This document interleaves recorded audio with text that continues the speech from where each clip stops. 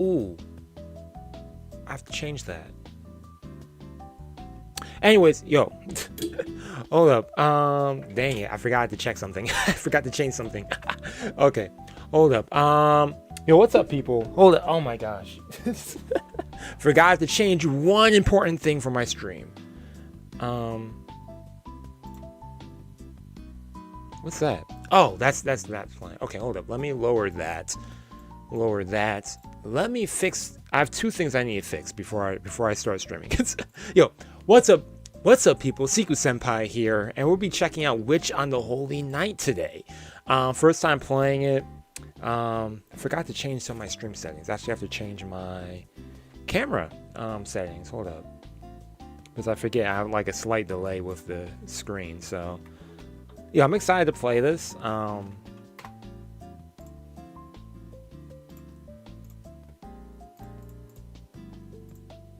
There we go. There we go. Everything should be all synced up and better now. Okay, anyways, yo. First time playing Witch on the Holy Night. Okay, that looks good. We'll open on YouTube. Okay, there we go. And Twitch looks good. Okay, everything looks good. Everything looks good. Am I... Wait, did I have my mic open somewhere? What's the sound I hear in the background? Okay, whatever. Is what it is. Anyways... First time playing Witch and all, I keep wanting to look at this camera. Actually, you see the angle's different. If you watch any of my videos on YouTube, you know this angle looks different. And that's because I'm using my other monitor right now. The monitor I usually use to, I don't know, I never use this monitor. Actually, no, I use this monitor for when I'm recording stuff. I'm usually watching stuff on this screen and I'm looking at stuff. This is where I see my recording thing, but now everything's vice versa. So, anywho, I'm excited to play this for the first time. I've never played Witch of the Holy Night. I do know a little bit about it, but not enough to the point where I'm like, oh man, I'm like I know everything, you know. Like I know about some characters because of Tsukihime. Just from my own online, you know, research and stuff. You know, I'm a nerd and I like looking up stuff. So yeah, anywho, yo, I'm excited to play this, see what's going to, see what kind of journey we're going to have with this, and yeah, I think that's pretty much it. Hopefully, let me just triple check my settings, because, okay, that's good. Actually, no, I didn't change the thing. My mistake. It's actually my microphone that's off. I changed the wrong mic settings. There we go.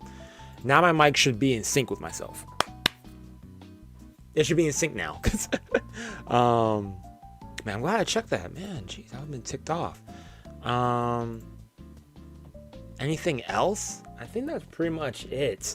Yeah, see how this goes. Hopefully my recording comes out well. Actually, I'm not recording. Hopefully the stream comes out well.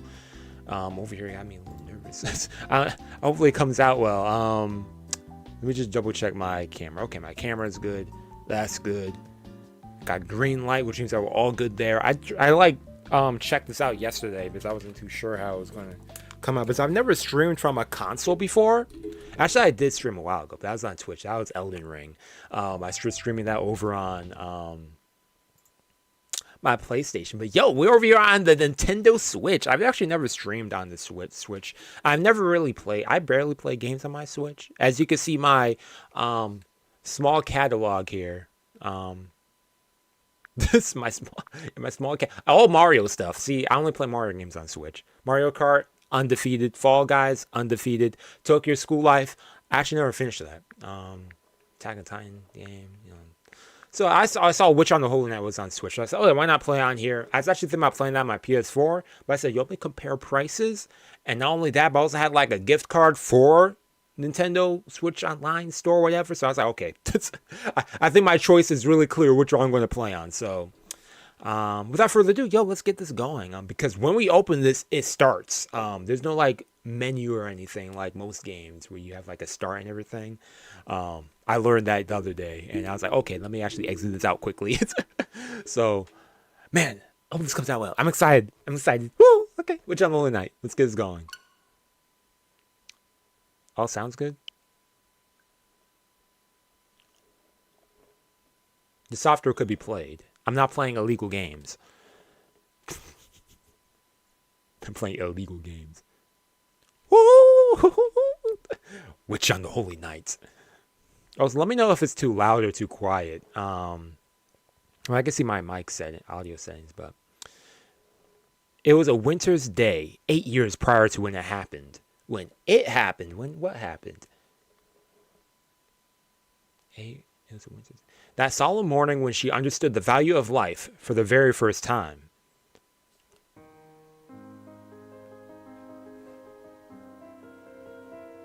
Turn my volume a bit more. Yeah, I'll put it right there. Her home was nestled on the side of the mountain. Okay. Around it was nothing but inhospitable wilderness. She had no neighbors or childhood friends to speak of. Things like traveling to school or playing outside were more trouble than they ought to be. Indeed, with its pure water and bright stars, it was a place rich with memories both frustrating and halcyon. It was during summer though. Winters in those mountains were extremely frigid, each morning more severe than the last. Her father would drive her to the train station after watching 10 minutes for the engine to warm up and the iced over windows to clear. Let me fix my camera. Let me just minimize that a little bit. I don't want to be too small, but there we go. Ooh, I expect. Okay, so we do got voice acting. Okay, now I'll start up the car. Her father would savor his morning coffee, leaving her to venture outside and rev the engine. Out the front door she would go, traversing the garden with icy breath until she reached the old sedan.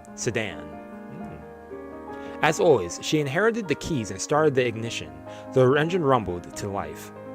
Just as she proudly finished the humble task she'd done so many times before. You scared me. A shrill scream pierced the air. She knew, even though it wasn't human, the feeble sound of it was a cry of agony. Some painful sound. A few moments passed. Her father came out and opened the hood of the car. Creaking the fan belts, a monstrous-looking engine, and something that didn't belong. Oh my gosh, yo, we're starting this off bloody. There was a cat, a mother by the looks of it, and her two kids. Oh man. The three cats had been huddling for warmth in the engine's compartment. Now, how did the cat even get under the hood? Well, actually, I don't know. It's this old sedan, so this takes place in what, the 1980s? I don't know what cars looked like then. Probably look the same as now, right? The mother cat was missing its head. Oh my gosh, yo, what they gotta describe this? One of the kittens had been mangled beyond. Hold up. One other thing I forgot to check. Okay, y'all can hear that too. Okay, all sound is good. One of the kittens had been mangled beyond recognition by the engine bells and surely died instantly. Oh my gosh. The other kitten, its face half covered in blood, painted faintly. It desperately clung to its mother, or rather, the chunk of meat that was its mother with the last bit of life it could muster.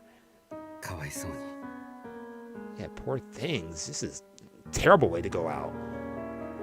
Her father lamented their plight. The previous night had been especially cold. After he had returned home yesterday, the cats must have snuck under the hood, drawn by the warmth of the engine.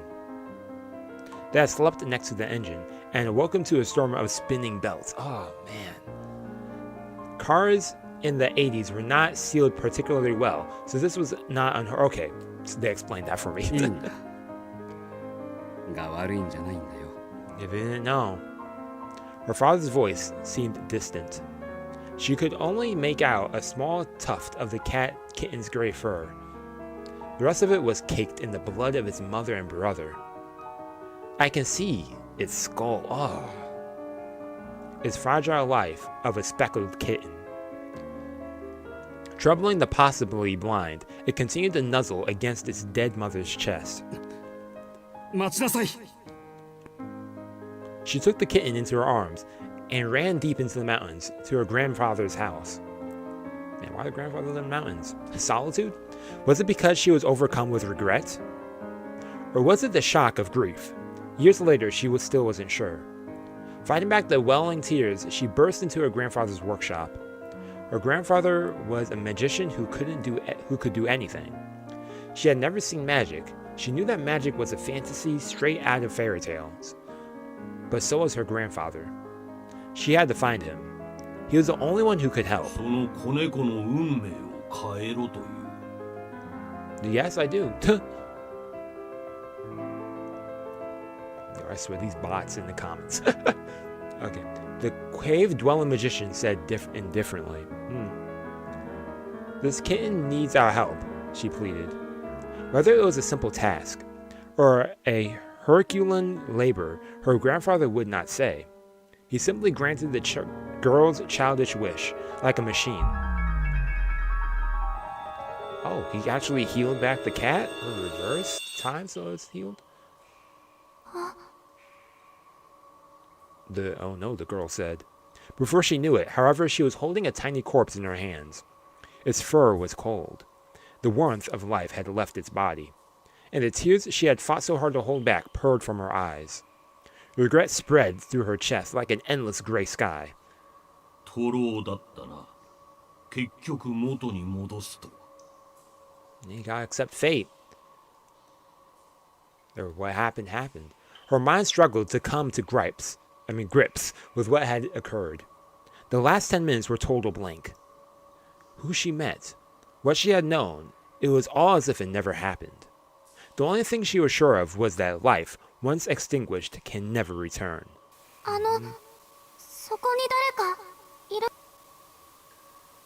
my bad. That day, it was her mistake that gave birth to me. I think she was sure of that. She gave birth to me. What, did she have like some ability and that like split the cat into another being? Or its spirit maybe? I don't know. Indeed. Whatever occurred that day, it was a day of nostalgia and longing. What a nostalgic memory. This is the fairy tale of 8 years ago. The day they first met, that no magic can ever bring back. Okay, tale of 8 years ago. So that day 8 years ago is definitive to everything that's going to happen now. Or had a big impact. What was the sound? That was creepy. Yo, there's no creepy sounds in this. Arrogant, greedy, and able to destroy. I must be a wolf. You must be a wolf. Does it auto go if I don't have regrets. There's no looking back. If my pride has left you behind, my sincere condolences. But at any rate, I suppose it's my fate to die at the hands of Little Red Riding Hood. Okay, chapter 1, strange one.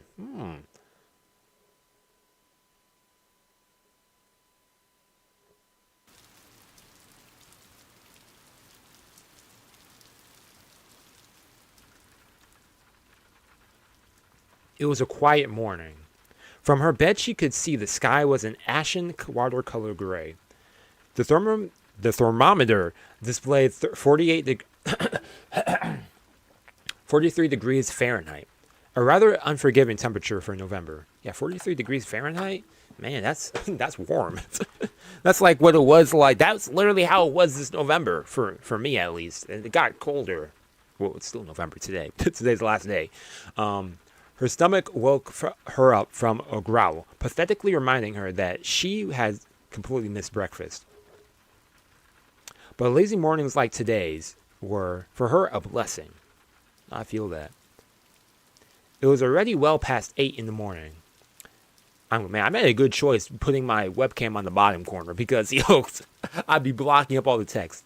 On an ordinary weekday, tardiness would be unavoidable, but today, classes were canceled in commemoration of the school's anniversary. Hey, that's nice. I wish my school did that. Gratefully, she had every intention of taking it easy for the first time in ages. Outside the window was a gloomy gray, and it reminded her more of an evening that morning. It wasn't a pleasant morning by any stretch of the imagination. But having been up all night until 3 hours ago, she couldn't care less about the weather outside. All she cared about was more sleep. As long as she could spend her... Wait. I know Witch of the Holy Night. I know someone was saying a while ago that it even, it ends around the time of Christmas? Does that mean I'm like kind of playing on time with it? Like that's kind of cool. Like I didn't know that we start in November. Like that's kind of cool. But as long as she could spend her morning in bed, what was happening outside was of no concern for her. To her, she shut the curtains. Yo, you them blackout curtains, man. Yo, I make sure it's night all day.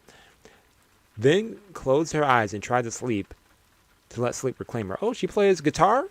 Or is she at someone else's house? せめてあと2時間ぐらいは凡庸な夢を見ていられますように。Blissful slumber found her soon enough. Her consciousness faded. However, her simple request would be mercilessly refused. Yo, that phone call, man. Yo, that's like me trying to get more sleep and then they call me, hey, you gotta come to work today. I'm like, or they ask me, hey, can you come in? And I'm like, no, my day off. A faint but shrill sound lingered in her ears. It was an unmistakable ring of a telephone. Much to her chagrin, out of habit, her eyes popped open. こんな日に限って。The telephone was situated on the foyer in the first floor. Answering it meant walking down a 30-foot corridor and going down a flight of stairs. In her sleep-deprived state, that distance seemed somewhere between incredibly far and astronomically far. I know, you gotta get out of being comfy. I feel that. The phone's incessant ring continued. She knew the caller would eventually give up if she ignored it. But she chose to fight the urge.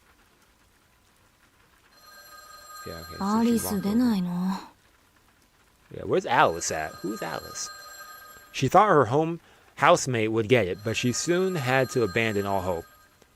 The realization struck that her housemate did not have the day off from school and was likely in class at her prestigious little hilltop academy. Okay, so she's has a housemate named Alice. The caller proved incredibly persistent. That persistence made the volume of the ringing seem even louder. もうせっかくの安眠を。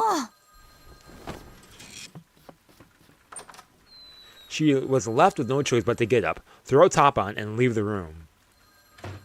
Hey, it could be an emergency. You never know. うわ、寒。 See, that's what I mean. Get comfy. Man, that is a long corridor, though. She rubbed her hands together to warm her numb fingers. I always wanted to like stay in like one of these places, like a big old house. I don't know. This is, I don't know. Sounds cool. The mansion's heating system was inadequate, to say the least, which meant that winter was the very worst of uninvited guests. Never more so than on a dreary morning as this, when one didn't need to use a thermostat to know how cold it was. The mansion sat in the mountains and was surrounded by a dense forest. Winter always arrived here first, before moving on to nearby towns. The robotic ring of the telephone reverberated throughout the long hallway. The mansion's furnishings had been so perfectly maintained that it made the place feel unlived. It seemed lonelier than it did splendid. Coupled with the dreary morning, it could have passed for a haunted house. So it's just her and 幽霊屋敷そのものだけど、だいたい2人で住むには広すぎるのよ。 No, so it's just the two of them.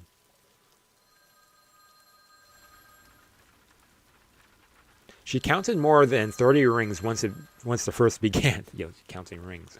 The caller either had a lot of free time on their hands or had a good understanding of the house's circumstances. She had a strong hunch that it was the latter. The window above looked out onto the gloomy sky. She hastened to catch the unrelenting ring in the act as soon as possible, though she had a feeling that her happy morning might come to a close the moment she caught it. Yeah, the place does look haunted. That looks like that place with that, what's that horror lady? She has long hair and she'd be like, just making that sound. Like, it was here that a series of incidents began. Apologies for the lack of romance to this tale. Hey, I'm okay with that. I'm cool without romance.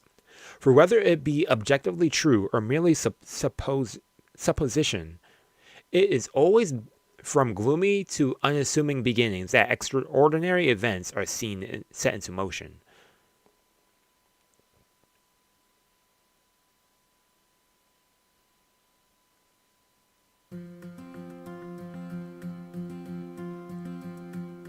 Hey, I'm liking the art in this.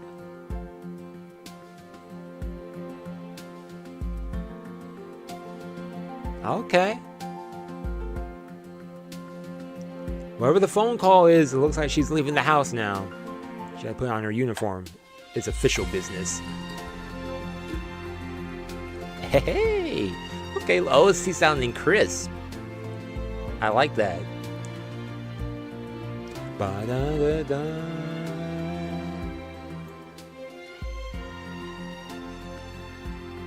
That red umbrella. It's crazy because I saw art on Witch of the Holy Night like years ago with her holding the umbrella. I think they're going to show that scene. I was like, oh man, some cool art. I had that as my background photo for like a while on my desktop background a while ago, and then as soon as that years later, I'm like, oh, it's literally the character in this visual novel I'm playing now. Like, okay, script director.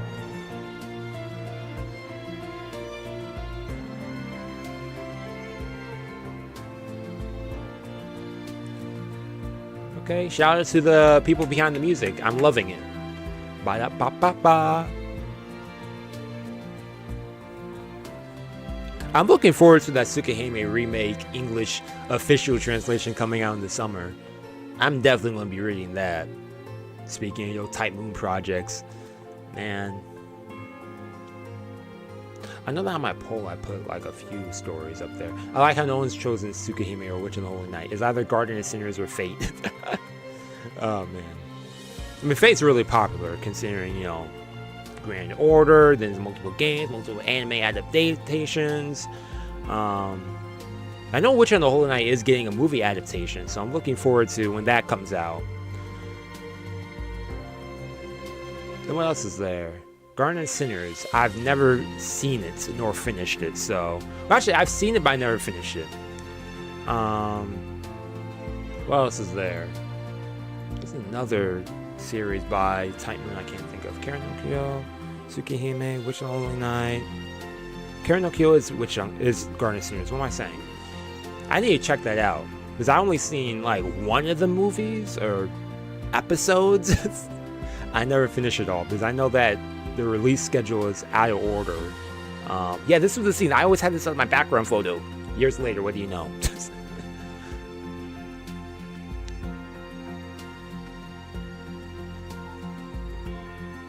Yeah, Witch on the Holy Night. What an interesting story we've had so far. From a backstory 8 years ago with a cat being killed in a car to something with magic, something being born, and now we have this unknown phone call. Okay, let's get this going. The rain had subsided somewhat by the time she reached the school gate. Sunlight seemed to be playing peekaboo behind the clouds in the distance. It looked like it might be clearing up by early afternoon. と言っても、私には関係のない話だけど。The weather reflected her luck. On top of being forced out of the house at such an early hour, she had to suffer through a winter rain. I'm getting a bad feeling about this. Where is she? Was that a hospital? The sinking feeling she had only grew as she passed through the entrance and headed inside. Did they tell me the location? I wasn't paying. Oh no, it's a school. Why is she going to school on her day off? She didn't encounter any other students along the way. Nor did she see anyone taking part in club activities either. The reception desk to the faculty room seemed to read faculty closed. The school had given all of its students the day off, except those explicitly summoned like her. A fact that irked her more and more as the minutes passed. I'd be so ticked off if I got called over on my day off. She opened the door to the faculty room and headed toward the desk she had visited a number of times before. The man at the desk wore a plain shirt and suit that were nonetheless neatly pressed. Slim framed glasses adorned his face, giving off an amicable yet cunning air. Okay, I ain't trusting him then. The mild-mannered image of this mid-20s man presented clashed with a cigarette he smoked. He didn't appear to have noticed her yet. You didn't hear the door open yet? 山城先生。 Yamashiro. She closed the door with a bang. She came with an attitude. Showing no response to the sudden sound, Mr. Yamashiro lifted his head. やあ、おはよう、青崎くん。要件は聞いているかな？はい。1時間前に自宅で、事前に何の相談もなく。Having graduated from this high school himself, Mr. Yamashiro was not much older than the rest of the students. For that reason, the students preferred him over the other teachers. He gets them. He always had something interesting to talk about, and kept conversations casual. In fact, he seemed more like an older student than a teacher, but she unfortunately didn't share her fellow students' fondness for him. She was of the opinion that teachers should come across as more austere, like an iron fist that could inspire both love and hate in equal measure. Not a buddy to joke and pal around with. I feel that. He was the exact opposite of how she felt a teacher should be. It was only natural that her manner towards him would be forced and unfriendly. Not that she'd ever been wired to make friendly small talk. 今日もご機嫌斜めみたいだね、君は。I wonder why. それは先生の気のせいです。今日だけ特別という話ではありませんから。We have not seen the face of our protagonist yet. The matter of fact answer perfectly matched the displeasure displayed on her face. Her bad mood from having to get up early to the tiredness of staying up late must have collectively made her look positively adversarial. So? Yeah. ならいいんだけどね。彼にはそう辛く当たらないでくれよ。Yes. 僕らじゃ正直どう扱っていいかわからないところもあるし。先生、その件ですけど、私まだ詳しい話を聞かされていないのですが。As Mr. Yamashiro met her pierced eyes, he finally understood the reason behind her tone and slowly put down his cigar. Oh, okay. Okay, that's quite cool. What does this do? What does this do? Ah, this. Okay, so I can put down text with this. Okay, that's cool. 電話じゃあなんて聞いたの？転入生の紹介をするとだけです。理由も脈絡もない説明でした。It's because the transfer student's gonna be staying at her place? But then, I don't know. One of Mr. Yamashiro's eyes stood up, impressed with the brevity of her answer. He could see that she was angry, not because she had been called to school on her day off, but because she hadn't been told why she was here. Mr. Yamashiro chuckled sympathetically. 先生、これが笑い話なら、そろそろ帰っていいでしょう。Yeah. いや、ごめん。謝るよ。冗談じゃなくて真面目な話なんだ。本当に転入生の問題で。訳ありというか難しいというか。彼、宗十郎君と言うんだけど、ちょっといろいろとずれていてね。僕らが案内してあげるより同世代の君の方が適任だと思ったんだ。Like anyone in my class, in my like in my year, like why me? She threw him an unamused look. It was negligent of them to be pushing teaching duties on her, but she did wonder how exactly this transfer student was peculiar. Got curious. Maybe he meant the student had behavioral problems. It was difficult somehow. Hey, yo, what's up? Welcome to the stream. Yep, checking out some Mahōyo for the first time. So I'm excited. But peculiar. She didn't have the slightest idea what that meant. Yeah, what's up with this dude? そう使わない表現だけど。That's true. She had her doubts, but swept them aside for now. This wasn't the time to get distracted by more concerns. The fact remained that this conversation was all the peculiar she could handle, and she needed more information. She was already beginning to fantasize about saying no and curling up in her warm bed at home. 一つ質問があります。何？あ、学年は君と同じ2年生だよ。性格は落ち着きがあって人の話をよく聞くタイプ。裏を返せば覇気がないとも取れるけど、それならそれで付き合いやすいだろ。 Okay. So he's 青崎 lax. 君とはクラスは違うけど、きっと仲良くな。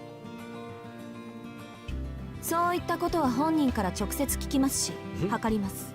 For real, I mean, そうで you は won't な know く、 until you meet them. なぜ私なんでしょうか。 Yeah, why her? That's what I'm wondering too. Though her tone was still stern, it was clear that she was willing to cooperate.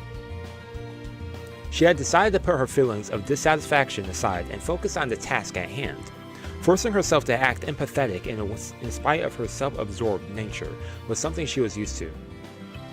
Paradoxically, this force that's a I've never had to use that word ever, but this force of will was also the reason teachers put so much faith in her. To a point. At times, that strength shattered expectation, and on those occasions, they were left with no choice but to treat it like a natural disaster and weather it until it passed. That was how Mr. Yamashiro had come to deal with her as the past year. もう Over the 一度 past だけ year. 聞きます、山城先生。それで、なぜ私なんでしょうか。 Yeah, man, stop smiling. Answer. Pressured by a question without a clear yes or no answer, he answered. それはね、別に青崎君が先生方に敬遠されているのと同じぐらい信頼されていて、学校のためなら教師も生徒も一緒くたに切って捨てる鉄の生徒会長だからじゃないよ。 Well, so she's also student council president. Okay, that makes sense. Oh, man. Yo, 100. Oh, I'm so hyped for Tsukihime. I'm so hyped. Ever since that trailer I saw like a while back, man. Oh, man. I was like, dang, I want to play this. So, I want to read it. So, yeah, looking forward to that. That is some good news. Oh, man, you remind me I got pre-order. I got pre-order that. I mean, I don't have to rush to it, but I want to get that out of the way. それ Gets 以 me 外に excited. こんな呼びつけを受ける理由はないと思いますけど。 Her eyes did nothing to hide her disbelief as she glared at him. Strength is beyond that of an ordinary 17-year-old girl, coupled with the youthful beauty of one. Mr. Yamashiro let slip a genuine smile, admiring the miraculous balance of qualities. いや、責務だけでいいなら僕がやってるさ。この人選に関しちゃ教師や生徒会長といった役職も関係ないよ。なんていうか、こんな頼みを損得抜きで聞いてくれるのは君だけだと思ってね。In other words, he knew she wouldn't say no. 山城先生。うわ、怖っ。もう睨まない睨まない。言ったろ？僕にはともかく彼には笑顔でって。 Oh, really? Really? Okay. I didn't know Tsukihime had a manga too. In fact, I shouldn't be surprised. Everything got in the manga. Oh man, that's cool. Okay, I gotta check that out then. 納得してくれたならすぐに移動しよう。もう随分待たせてしまっているからね。それと雨の中ご苦労様。帰りはもちろん。 In fact, I've been wanting to read some Type Moon visual novels. I've been wanting to check out Fate Strange Fake. Ooh, next year. I think the anime comes out next year, but I've been wanting to read the visual novel or even check out the manga for that too. Man, there's so much content, man, I want to check out. Ah, man. But yo, I didn't know Tsukihime had a visual. I gotta check that out then. Mr. Yamashiro stood up gracefully. I'm good, thanks, she replied before turning and walking out of the faculty room.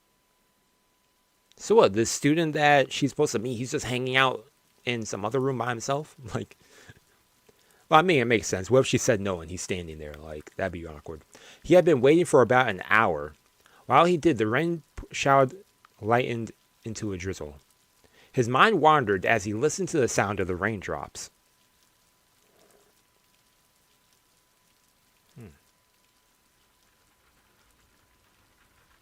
The room was filled with neatly arranged rectangular tables. He was the only one there. Quite some time had passed since he had been brought to this room and asked to wait.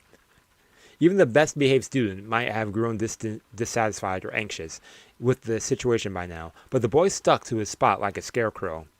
He was peculiar. He was chilled to the bone. It was the end of November, like today, and the low temperature in the morning had marked the start of winter. The room was not much warmer. The heater hadn't been turned on. Either he missed the teacher telling him to turn it on, or he'd never seen one in his life. He breathed lightly in his freezing fingers as he aimlessly surveyed his surroundings. This dreary place was apparently a meeting room. The other students might have considered it a wonderful place to meet, but to him it was a drab and overly spacious. It was a lifeless place that reminded him of an arid cave. Stuck in this cold room with absolutely nothing to do, his mind turned to what he wanted to discuss.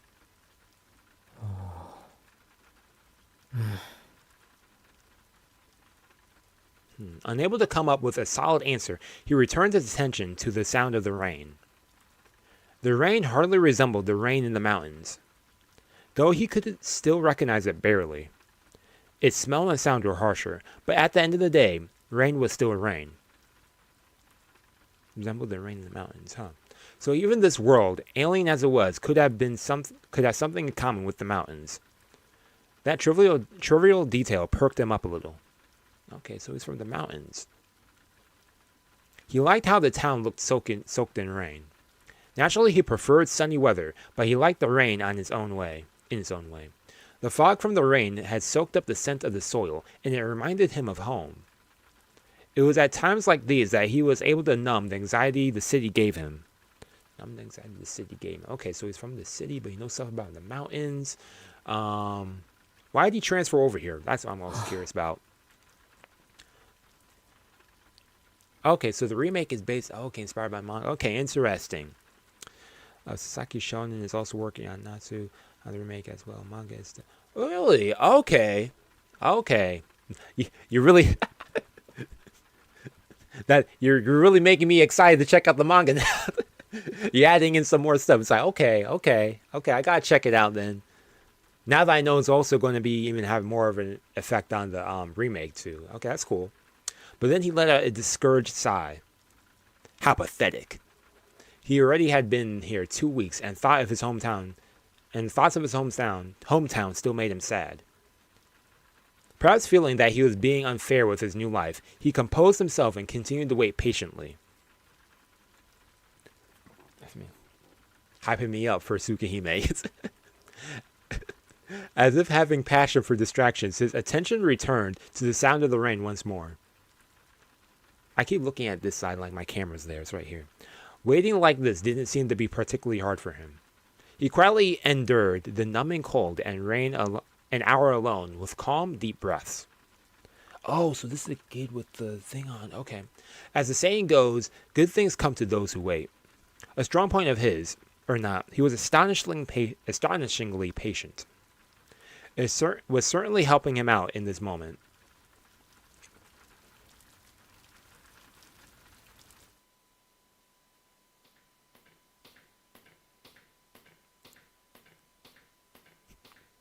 She, on the other hand, was livid. The profile of the transfer student had been explained to her on her way to the meeting room. She was told he had lived his whole life up in the mountains without any electricity. Okay. That meant more than half a civilized society would have been an utter mystery to him.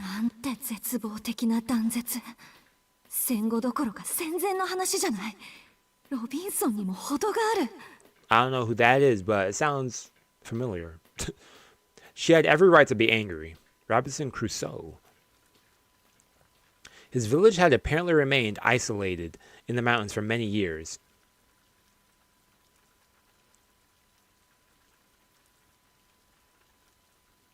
Huge upgrade in quality for the... Honestly, it is. You know, I like going through this right now. I'm already amazed by how much quality it is. Like, that's in the beginning of this when they were showing everything in the music and stuff. I was like, okay, this is pretty good. Okay, but although expressway, I didn't read the previous part. Although expressways in Japan rail, the old nation rail is now spanned activities. Okay, but she couldn't imagine how someone born to such circumstance would think or live. Yeah, it's alien to her. Yeah, did phones exist where he was at? なかったそうだよ。こっちに暮らすようになってまず驚いたのが電話だそうだし。Oh, wow, okay. 電話って便利ですね。なんて真顔で言われてね。そういえばそうだなと再確認させられたぐらいだよ。Yo, someone who has not used electricity, of course, they'd be like, yo, that's kind of useful, you know? The internet, that's kind of useful. Only kind of, you know? She shot a sidelong glare his way as he laughed. It seemed the naivety of the country boy had cheered up Mr. Yamashiro a bit. 駐在もいないってことか。うちも実家は山奥ですから、電気が通っていないのはありえないとは言いませんけど、そいつ、学校も知らないんですか？うん。どんなものかは知っていたそうだけど、So he's never 実 gone 際 to 来るのは school. 今日が初めてらしい。I mean, sure, he's educated そ in れで some way, 緊張 but... していたのかな。Oh, my bad, man. ああ Sorry. いうのも野生児っていうのかな。狼に育てられた狼少年みたいな。いや、探検隊の話だね。This guy got jokes. Mr. Yamashiro, you're funny, man. 怖いな、青崎くん。冗談だって。そう睨まないでくれ。大丈夫。話してみた感じ、おとなしい子だったから。なんていうか、言葉の通じない小動物みたいな感じ。山城先生、その例え、気休めになってませんから。Making her more mad. As she gave her blunt reply, she tried to simulate in her mind what life without electricity would be like, but the thought of it took her sour mood from bad to worse. It's true. I mean, I think of myself, like, I grew up in the age of internet and electricity. Like, it'd be weird if, I don't know. It's weird. After all, it was a world she had never known. Exactly, it's a world that I would never know of, you know? She could, I mean, there's been time in which there's been, like, you know, hurricanes and stuff, and there's been no electricity, but, like, I don't know, just growing up with no power, I don't know. It was, you know, different circumstances, different worlds. Also, it's unaware of the eras that they summoned to. Honestly, I like that too, because, I don't know, it kind of, like, puts the viewer in the same footsteps as the main character, like, because we don't know anything about the world to an extent, maybe, or at least what's going on in the world and the storyline to an extent. But I don't know. I like that concept. Fish out of water. She too wanted to give up and return to her warm bed, but her good-for-nothing pride was holding her hostage. Yep. Not only did the teacher believe she was up to the task, but she also believed she could do it. It wasn't that easy to go back on her word, no matter how bad things looked after the fact. She walked along the hallway, the rain pattering in the background. The meeting room was already in sight.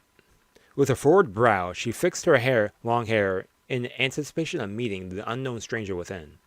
Her elegant strides were like those of a confident general going into battle. いや、青崎くん、君を信頼してる僕だけど、念のため He's like, 確 yo, 認しておく Aozaki, よ。please. なんていうか、優しくね。作り笑いは苦手です。一応努力しているつもりですが。Same. ああ、そうなんだ。それはよかった。いやー、ほんとよかった。青崎くんにも苦手なものってあったんだね。Bro, you're not helping. You're not helping. Just stop, man. Mr. Yamashiro's shoulders slumped the second they reached the meeting room. As soon as he put his hand on to the door, his eyes seemed to say to her, "Be nice, please." This only made her more irritated. 分かってるわよ。愛想が悪いってのは。でも笑顔なんて意識して作るものじゃないんだし。That's how I feel at work. 大体そういうインスタントな人付き合いなら飛び丸の方が向いてるってね。Asked Tobimaru. Huh, okay. She sighed about her social shortcomings, but then it occurred to her that being called into school on a day off while sleep deprived wasn't anything to smile about anyway. Exactly. She also thought the person responsible for this mess would be better off attending elementary school. It might not be his fault, but neither was it her duty or obligation to do the teacher's work for them. At the very least, they could have used their brains and organized all this and on a normal school day. Another complaint she wanted to voice later. She's making some good points. Yo, what up, Sanj? What's up? いや、というか敵。なんであろうと敵。悪いけど、情状酌量以前に敵。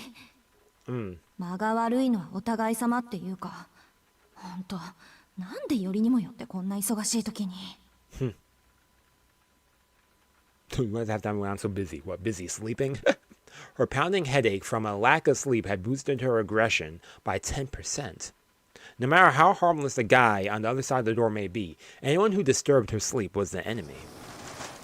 And just as she was reaching peak annoyance, Mr. Yamashiro opened the door to the meeting room. The room slowly slid into view. She didn't care for formalities. Just looked straight ahead and stormed into the room, and found herself face to face with the most unusual opponent. Before we go on, let's see it from another perspective. Okay, I like that. Turn back the clock just a little.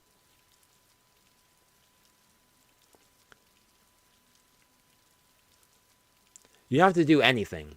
For some, these words are precisely luxury. For others, they are an unbearable torture. For the proactive girl, it was definitely the former, though she'd be too suspicious of the motives of anyone giving her such a gift to accept it. Are we going to see his whole face? Oh yeah, there's more words. Okay. For the passive boy, it was definitely the latter. A bitter thorn that made him homesick, though at this very moment his mind was still distracted with the weight on his face to reveal discontent. He maintained perfect posture as he stared at the gray sky. He had already waited a whole hour, but figured they must have had their reason for making him wait.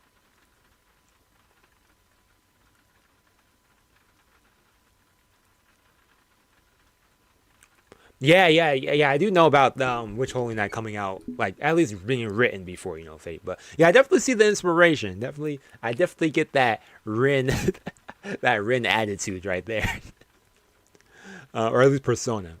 Or personality, As long as he had the sound of the rain to soothe him, he could keep on waiting. でも、そろそろ9時を過ぎるのか。 Man, 9 o'clock in the morning? That's the last time I got out of bed today. He had been vaguely keeping track of the time as he listened to the rain. Due to the holiday, the school building was completely silent, except for the patter of the rain on the window. The mood felt as damp as the air. It was then he heard the heavy clatter of footsteps approaching. よかった。忘れられているかと思った。 He could hear 2 sets of footsteps, one heavier set belonging to an adult. He breathed a sigh of relief as the door slid open. すまないね。随分とお待たせしちゃって。 The first person you saw was a man wearing glasses and an awkward smile. That's Mr. Yamashiro, the one who brought me here. って、あれ？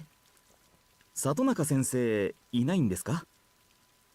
ひどいな。 Oh, so there's another 話し teacher 相 in 手 there にな who ってあげて left? と言っ That's たの messed に。 up. Mr. Yamashiro scratched his head, looking increasingly apologetic. And then, from behind him, with a tight-lipped expression that made it clear she didn't want to be there, a dark-haired girl with a determined look in her eyes appeared.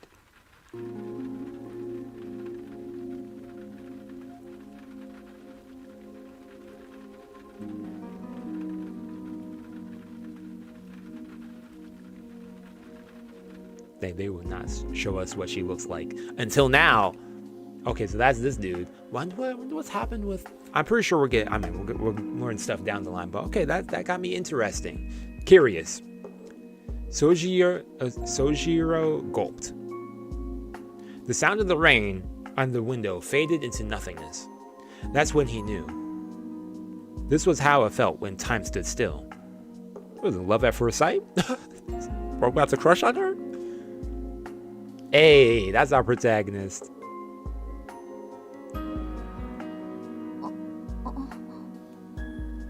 She blinked quickly a few times, as if taken aback. Why was anyone's guess? The boy was everything she expected a naive country boy to look like. However, she felt something she couldn't understand. What, connection?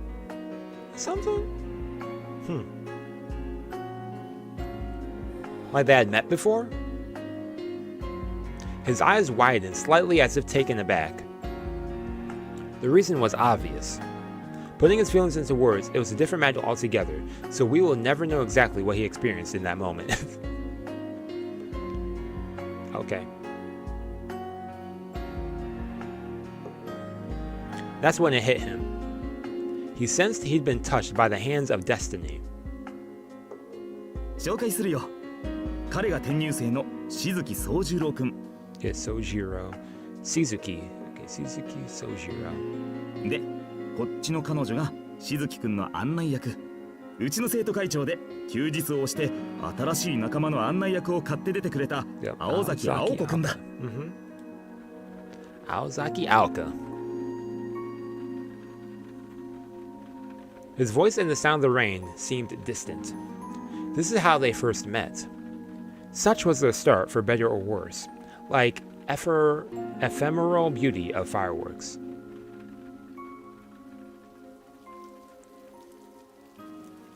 The title of this chapter is what? Strange Dogs, I think? It was commonly believed among the students that Aoka was always in a foul mood. Maybe it's just the way they look. Like, oh man, have a faded encounter. It was funny that you mentioned it. I was thinking about that literally the other day when I was thinking about fate. I was like, it's kind of interesting how these characters would be having these, like, you know, faded meetings right here. So, oh man. But okay, but this gossip was 90% prejudice, as Aoka didn't have time to be irritated 24/7. Wait, so my upper button does that, where I can see previous dialogue. Left one does that. Okay, let me just save just in case. I've never saved yet, so. Okay, so I have to press that to save. Let's save for now. That's that. The bottom one does that. Okay. So what's this do? Oh, I can just do a quick save right there? Okay, that's cool. Okay. But this gossip was 90% prejudice, as Aoka simply didn't have time to be irritated 24/7. The reality was, she simply didn't want to explain herself all the time. It's probably the most normal it's been. And therefore seemed angry about something, obvious or not. This idle gossip did, however, lead to her earning the title of one of the school's 7 deadly threats. The remaining 10% of gossip was right on the mark. Aoka herself often had the feeling that her tendency of feeling animosity towards harmless things was akin to what a chronic headache sufferer might experience. Today fell under that 10%. For today her anger was pure, and her childish and selfish display was befitting of her actual age. The meeting room was dimly lit, awash in the colors of the rain. To reduce electricity costs, school regulations forbid the use of lights during the day. Dang, what kind of budget is the school on? This was the setting the three of them found themselves in. Her first impression was that his calm demeanor reminded her of a field of wild flowers. In spite of his perfect posture, he seemed subdued and frail. And though describing him as meek would be going too far, at the very least, he was passive. Even through his uniform, she could see that he was thinner than average. His dark hair unkempt, he came across as a wholly forgettable boy. Man, she said he looks too average. If she had to look at him in a more positive light, she would describe him more a young man than a boy. Oh, okay. He has that mature persona. It was his calm demeanor that made him seem more mature. Yeah, his calm demeanor. Okay. Was that the cause of Aoka's reasonless reaction? He seemed almost too at home in the meeting room, and she was left with the impression that it was her and the teacher, not this outsider who were the guests here. She felt an unidentifiable aggravation building within her, almost as if her right to be here was in question. Aoka felt herself raising her natural defenses. 信じられない。私、今わけもなく怒ってんの。Yeah, are you angry for no reason? Why? She hated not understanding things, her own emotions in particular. It pained her less than you would imagine for a perfectionist like her, but it was still nagging her like a thorn on her side. いやほら、青崎くん、挨拶してあげなくちゃ。Yo, Mr. Yamashiro, man, you are cracking me up. Mr. Yamashiro's attempt to relive the tension was equally irritating. 挨拶 After casting a nasty glance at the teacher's direction, Aoko turned to face the boy. From an outsider's perspective, it might have looked like a stare down. And in that instant, the culmination of her emotional state hurled towards the innocent boy and skewered him. Oh boy. This poor dude. Shizuki. That's his surname, right? 待たせた What's ね his-、しずきくん。 Yeah, Shizuki. Hearing his name, Sojiro came to his senses. His stunned gaze took loose. He took a deep breath to clear his head. Chalking it up to nerves, Mr. Yamashiro broke out a smile and turned to the girl beside him. 紹介するよ。彼が転入生のしずき宗十郎くん。で、こっちの彼女がしずきくんの案内役。うちの生徒会長で休日を押して新しい仲間の案内役を買って出てくれた青崎青子くんだ。Having been introduced by Mr. Yamashiro, the girl took a step forward. Her eyes were merciless. Her stare, an unspoken threat to violently trample her opponent. Sojiro, on the other hand, managed to keep his own composure despite the shock of how confrontational she appeared. He had never been greeted quite like this before, but supposed, mistakenly, that this was how people treated each other in the city. The exchange must have looked quite dramatic to an onlooker. It looks dramatic. A girl ready to brawl. An earnest country boy desperate to understand. It was a murderous limbo, especially for anyone in the room with them. Like Mr. Yamashiro, for example. While he had thought he had made the right decision in choosing an honor student to help him out, she was in an inexplicably bad mood, and the tension in the air was undeniable. It was this moment that he realized his failure. It was at this moment Mr. Yamashiro knew he messed up. His realization had come far too late. One false move, and this girl, for whom no problem was too large, would become a storm that would rock the very foundations of the school.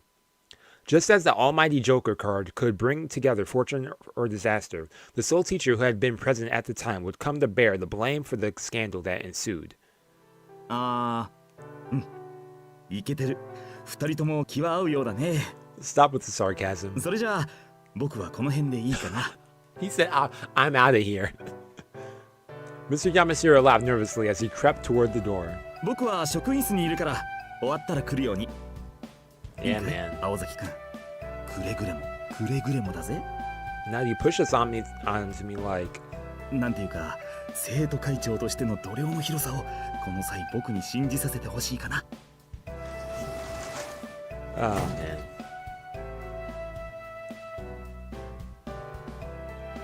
Mr. Yamashiro left, leaving the two in a lock-eyed state, one in which one set of eyes was doing all the glaring.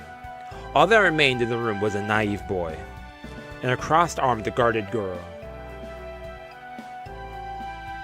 And none of them saying nothing to each other. The two lingered in silence. They resembled shogi players agonizing over their first moves, though ultimately it was only Aoko that considered the scene that carefully. Excuse me. She decided to put her irritation aside for the time being. With no reason to feel revulsion for him in the first place, she sighed deeply and faced Sojiro. まあいいわ。山城先生が昼安藤の今に始まったことじゃないし。 Oh, it did? What was that about? That was weird. I noticed that. Whatever. It's not like this is the first time Mr. Yamashiro went. それで、あなた名前は? Yeah, my friend dropped. Okay. Her tone was nothing, if not reproachful, though he had done nothing to offend her. But the boy failed to pick up on it. Incapable of such a venom himself. 静木宗十郎かな。君は青崎さんだったね。 For whatever reason, he came across as happy in his response. That irritates さんはいい her. わ、柄じゃないから Huh? こっちはしずきくんでいい？いいって何が？だから呼び方くんづけでいいかって聞い What て do る you の。 mean? What do I mean? Just- 何よ、おかしなこと言った私。いや、すごく。 The boy replied immediately as if it was a natural response, but quickly second-guessed himself. いや、いいんだ。ごく一般的なんだろう。静木くんで頼む。君は青崎でいいんだよな。え、よろしく。Azaki pretty chill. She followed her blunt reply with a swift turn away from him. While she was hardly thrilled at the prospect of the task at hand, it had been entrusted to her, and it was her personal policy to see it through to the end. 悪いけど優しくしてあげる気はないから。時間も惜しいし手早く行くわよ。それは助かる。やっぱり時間は大切だ。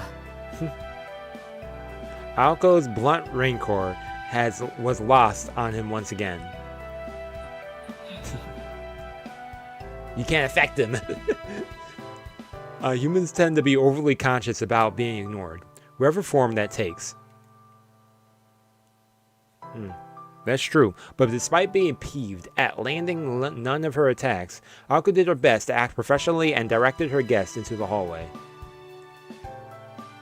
when someone's mad and they be like yelling at you or it's giving you attitude and you're not picking up on it, like there's no sunlight in the hallway nor any sign of life. This is more like a prison than the cave that was the meeting room.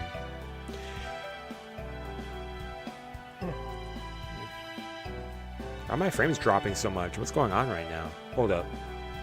Something open in the background. Okay, nothing else is open in the background. Okay. My Wi-Fi? Okay. We'll see. As it dawned on Aoka that the hall was matched her mood, she sighed once again. まず聞いておくけど、山城先生から聞いたことは理解してる？ああ、学校の仕組みについては分かった。Okay. この建物全部に同い年の人間がいるなんてちょっと想像できないけど。 That's different to him, man. そう、よかったわね。Aoka rubbed her forehead. This Sojiro kid had no idea what he was in for. Apparently all he'd heard about school was that it was a place where lots of people met to study. Now people around the same age. High school teachers imparted to students their knowledge in various fields of study, while fostering discipline and creativity. But never did Aoko imagine that she would have to explain the concept of school itself to someone. Yes, fundamentals were important, but this was absurd. She had serious doubts whether he could even handle classes, but Mr. Yamashiro insisted that things would work out somehow. Sojiro managed to pass the transfer exam after all. Barely. Okay, well he passed, so 私には関係ないけど。 that counts, alright? Aoko grumbled mentally as she walked down the hallway. She consoled herself with the fact that today would be the only day she'd spend with this boy out of time. Or at least she tried to keep it at that. 青崎、 He asked calmly, trying to get her attention. 何？こっちも一つ聞いていいかな。だから何？俺の気のせいだと思うんだが、君はまるで何かを睨んでいるように見える。 This guy, man. やはり今朝は悪いものでも。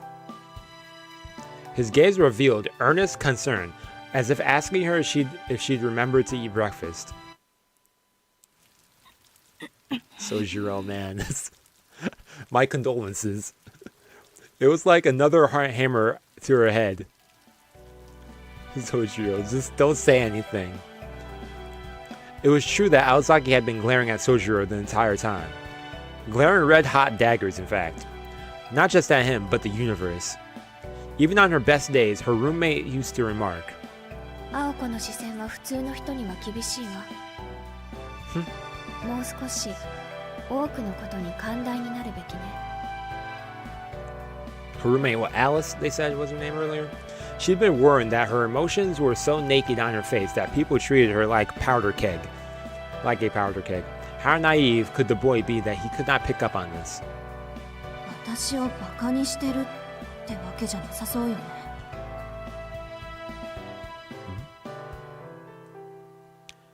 Even she found her own attempt to reassure herself unconvincing. It began to draw on Aoko far too late. That compared to her, this laid-back transfer student might as well have been from another planet. いいわ。言葉にしないとわからないようだから言うけど、あなたの気のせいじゃなくて、私は視線で遠回しに感情を表現してたの。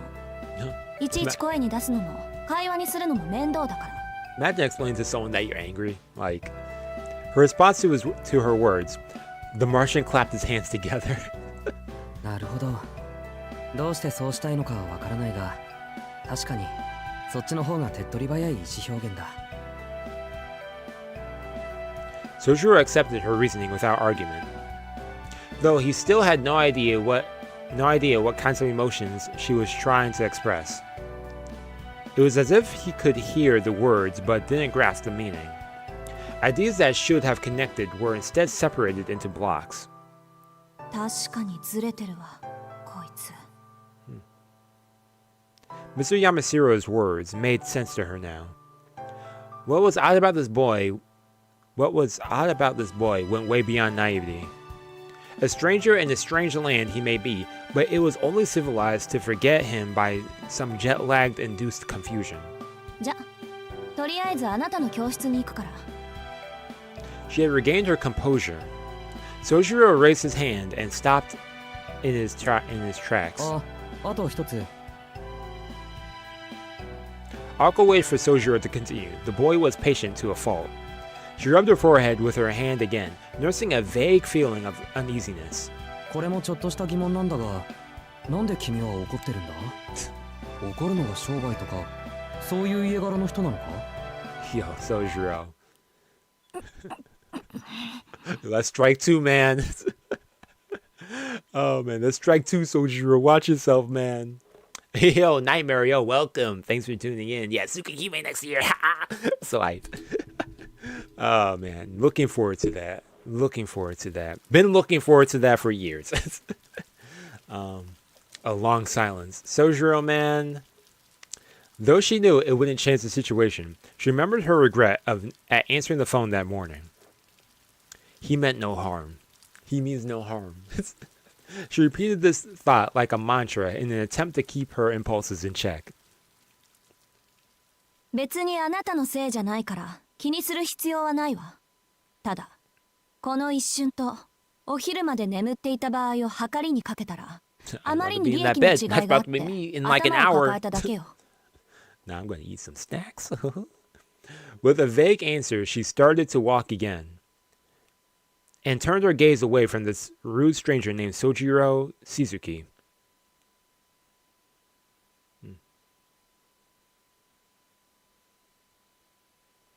Oh, you started it but didn't finish? While what constitutes normal is certainly up to debate, most would undoubtedly refer to him as so. He was a simple and nice boy with nondescript features. If he were an ice cream flavor, he would be vanilla. He'd be vanilla. And Sojiro found Aoko to be very busy-like and full of life. There was a certain purpose to her movements, as they began and ended in an orderly fashion. The way her finger raised when she pointed at things. The way she made her way across the hallways and classrooms. The way she would occasionally glance back at him to make sure he was keeping pace. Each and every movement was so impressive that he couldn't take his eyes off her. Aoko showed him to his homeroom, Class C of the 11th grade. The room certainly displayed more of a human touch than the previous meeting room, but Sojiro was none to the wiser of its function. Aoko gave a brief explanation before they visited individual subject classrooms, as well as the gym, cafeteria, locker room, and school infirmary. Sojiro asked so many questions that much time passed before they reached the AV room on the second floor. まずいな。 Oh dear. Sojiro stopped, looking genuinely concerned. What's going on, man? Your stomach hurts? You're hungry? Or are you about to transform into something?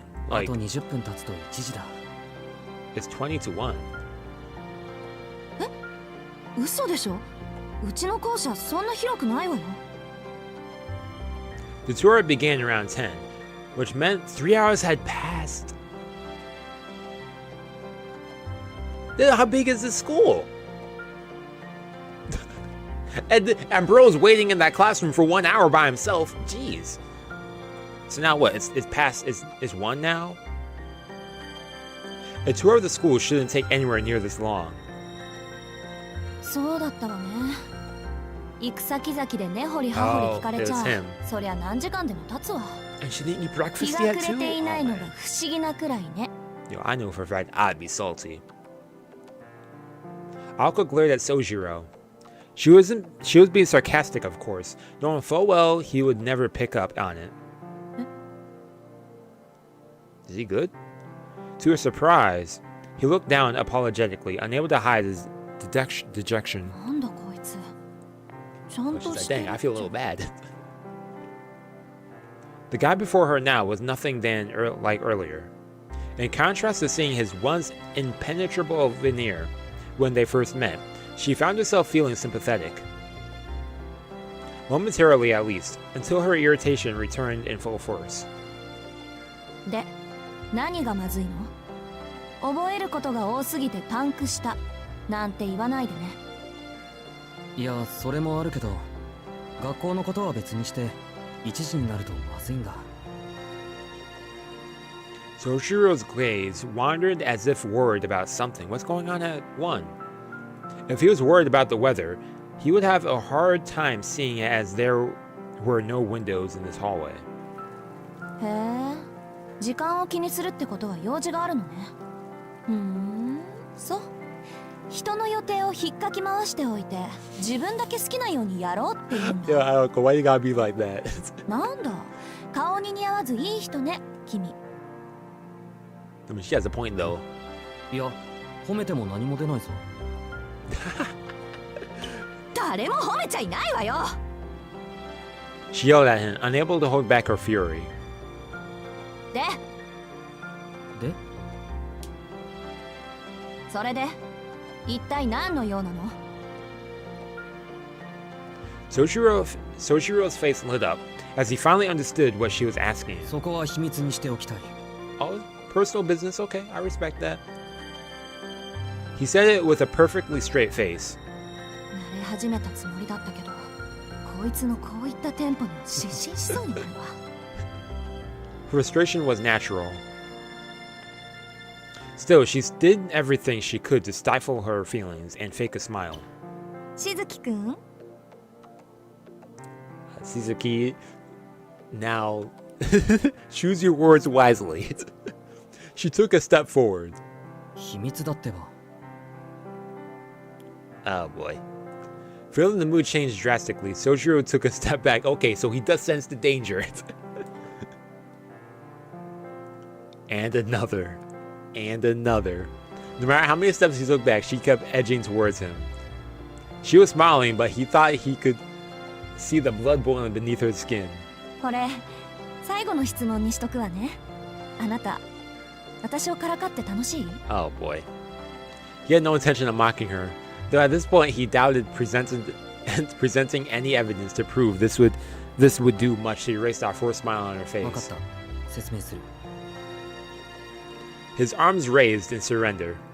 She halted her advance and freed her face from that unseemly smile. 実は1時からアルバイトがあるんだ。であもここはそういうの禁止なんだろ？そうだけど、あ、禁止されてるから秘密にしようと思ったの？バカね。それなら許可さえ下りていれば問題ないわよ。知ってる。 Yo, honestly, yo, I'm liking the various expressions she has. へえ。 Aoko's face lit up as she realized he might not be a piece of work she thought him to be. I got permission when they sent me to the school. Oh, he did. Okay. Yet, しかし、許可は一つしかもらえなかった。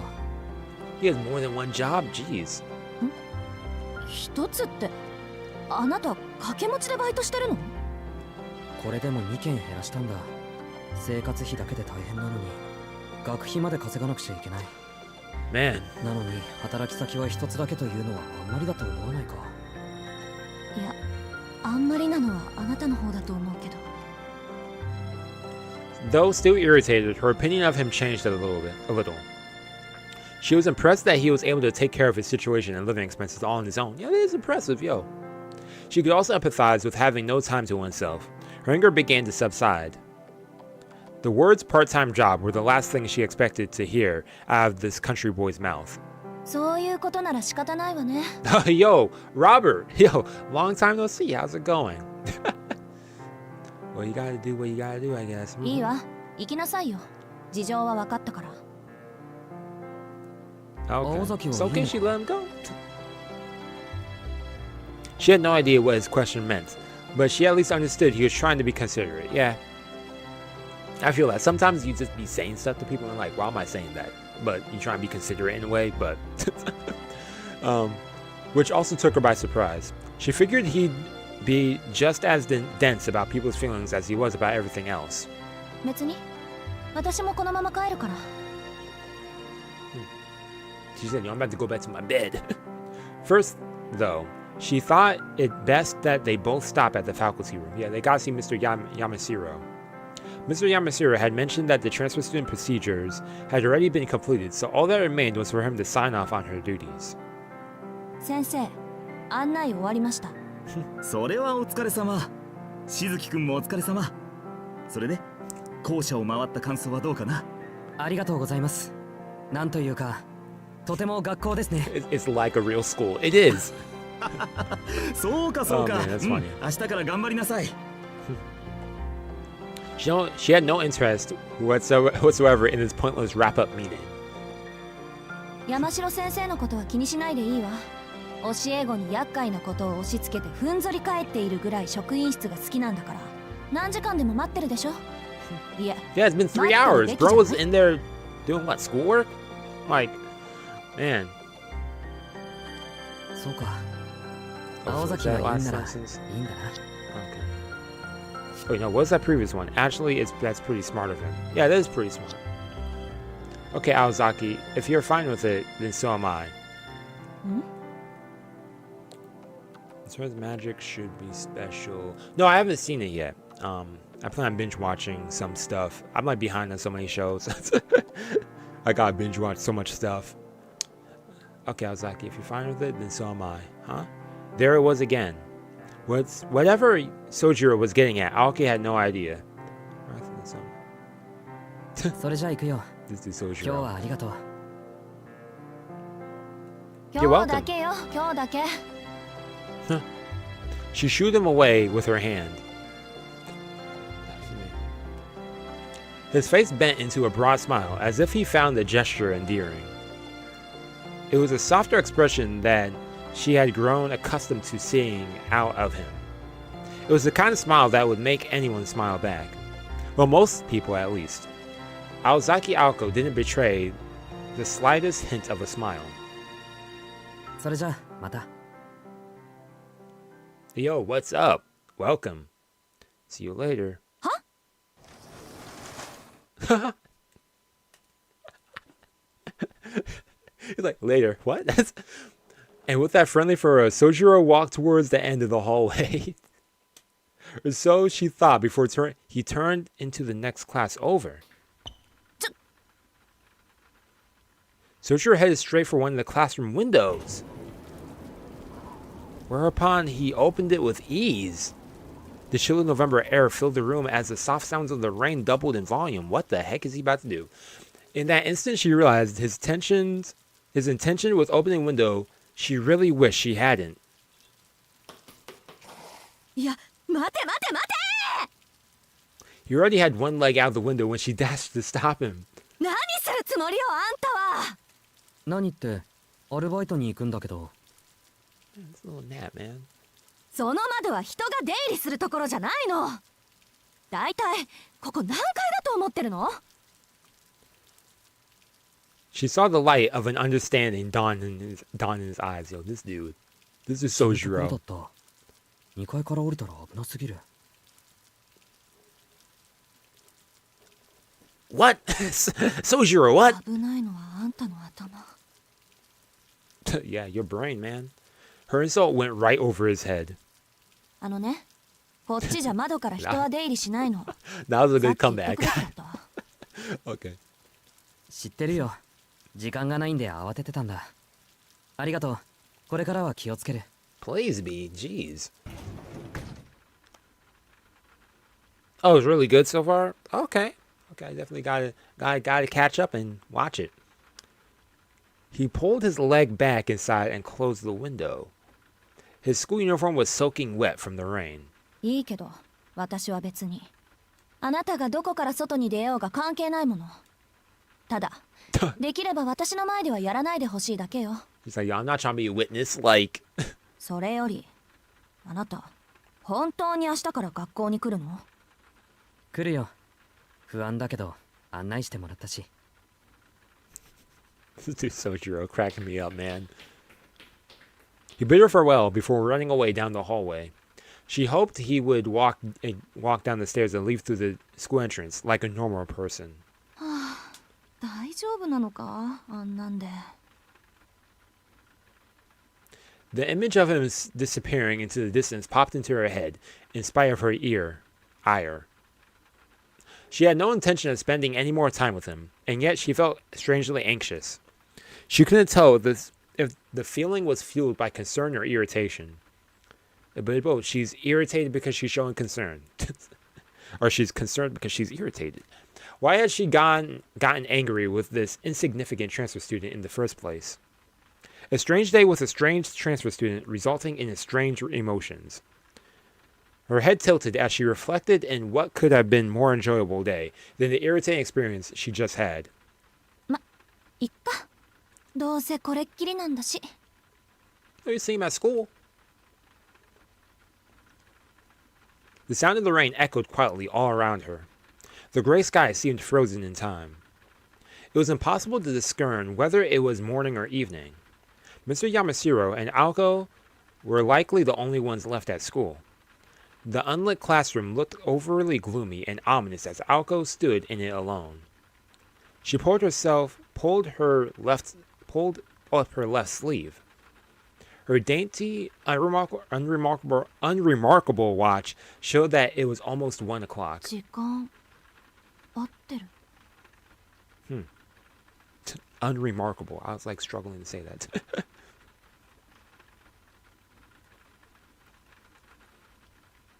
Oh yeah, Yoda Muhammad. Yes, I remember that. I do remember that. Oh man, it's funny. Oh man, yeah, I remembered. Been wanting to play this for a while. It's actually kind of crazy. Did I mention this in the beginning of the stream? No, I didn't. A year ago, I was at a convention, Anime NYC, and they literally had this whole exhibit of Witch on the Holy Night, and I just walked by it. I walked by it like 3 times, and and then it was like a month later, I saw like a preview, or at least a trailer for the actual visual novel. And I was like, oh hey, that was cool. And I was like, wait a second, wasn't I like in like an exhibit for that like the other day? Like, anyways, funny how things come full circle with that, and then the recommendations, and yeah, it's funny, but yes, here we are, Witch of the Holy Night. She looked out of the window at the grounds below. She saw a boy in uniform running through the rain without an umbrella, a sight she must have seen before, but for whatever reason, affected her far more than she wished. That's when the English translation release came out. That's why I was like, oh man, the timing. And what do you know? A year later, here we go. We get the announcement of the Tsukihime English translation coming out. That's coming out in June. That's awesome. Aoko didn't stop by the faculty room before heading home. While Mr. Yamashiro's offer to drive her home was tempting, she also decided it would ultimately be far more satisfying to ruin his day, just as she had hers. Since she walked as quietly as she could towards the entrance and opened her bright red umbrella. Man, why am I struggling to read right now? As she had predicted that morning, the rain was waning in the afternoon. At this rate, it would probably cease completely in an hour or so. The distant sunshine would likely have reached her by the time she arrived home. ま、それも悪くないか。She shrugged her shoulders in resignation.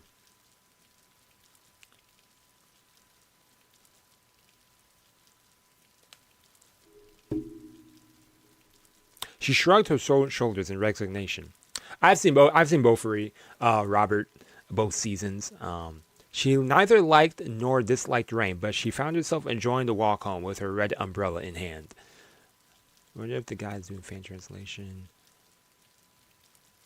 Ever finished the... Oh yeah, I did hear about the fan translations for Tsukihime. I was actually tempted to get the Japanese version, then download the fan translation or something. But I was like, let me wait and hope that they announce something with an English translation. And I'm glad I waited. I'm glad I waited for an official translation at that. But the teachers at Misaki High School weren't fond of bright colors, so Aoko's red umbrella was an unusual sight. Okay, so we're in Misaki Town. It's a town, small town. A ghost story about how the umbrella was once pure white had been making the rounds, but featured Aoka instead of a ghost. It was with the umbrella that she made her way towards Misaki Station. The private Misaki High School got its name from the town of the same name. The area was once a sprawl of farmland and woodland, but rapid growth over the last 10 years had led to an unprecedented modernization. Okay. There were some who fought to preserve Misaki's natural treasures. 残すことには賛成ですが、それでは残すだけになってしまうでしょう。 With those words, the mayor snuffed out the voices of the minority and ushered in a long-term plan for a new urban development.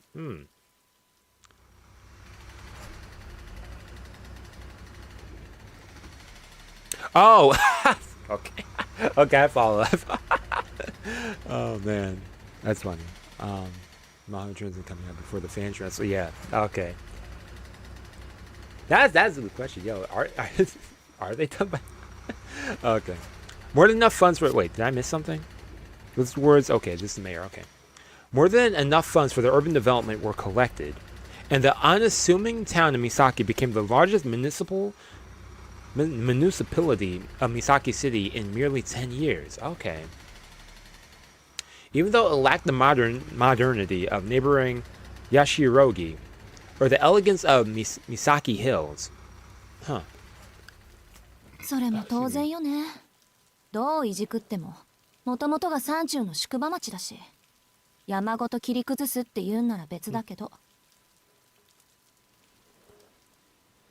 Urbanization had been contained by the lowlands around the station, with most of the hills and mountains still standing as they did 10 years prior.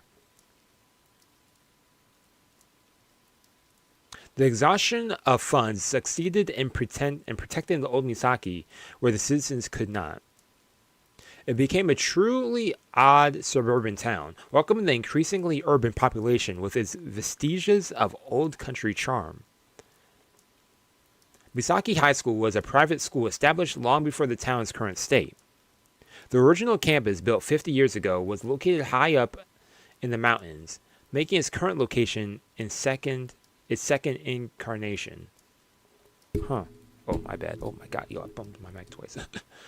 The path to the old grounds was remote, steep, and also well-trodden by animals. For these reasons, among others, Misaki High School had been shuttered until almost 20 years ago, when it received a donation from a department store chain that allowed for the construction of a new campus in the city. Okay. And thus Misaki High School reopened its doors, the old woodland campus forgotten. In fact, most of the students attending Misaki High School were not from Misaki at all. The hardy, rustic people of this country town preferred prefectural high schools to private ones. Huh. Truth be told, Aoka herself was one of them. All she had wanted after junior high was to move to Tokyo, where she hoped to spend her days enjoying live music on her way to entering a public university. but her hopes were dashed with her sister's departure. Oh, so there she was, walking alone in a town with only a red umbrella to keep her company on what should have been a day of. Okay, I know a little bit about her sister. 思い返してみると、私の人生ってなんか災難続きっぽい。 By a little bit, I mean, I feel like I read something, but I forgot. Like, frustration evaporated into the cold December air. でもま、いっか。退屈だけはしないわけだし。With those words, her mood brightened as if she left the school in her wake. The busier part of town met her at the bottom of the gently sloping road.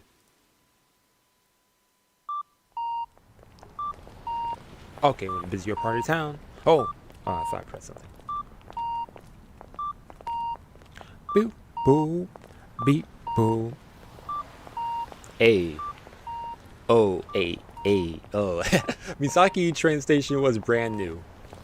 Once looking no prettier than an abandoned factory, it had been renovated into a multi-purpose structure with huge department stores on its east and west sides. It's a beeping in the back. When the department stores first opened, Alka and her friends had been impressed with their modern feel, but in time the stores too became dated. She had no shopping to do today, so she passed them by. Okay, so she's kind of into fashion? Okay. What she really wanted to do was to rest at a cafe, but she fought the urge knowing her roommate would never let her hear the end of it if she frittered away her money.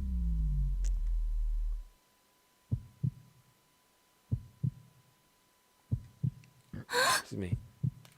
Oh, don't do that. I didn't know I could do that. Okay. She looked back and blinked. For just a moment, she could have sworn she had seen someone suspicious in a red dress out of the corner of her eye.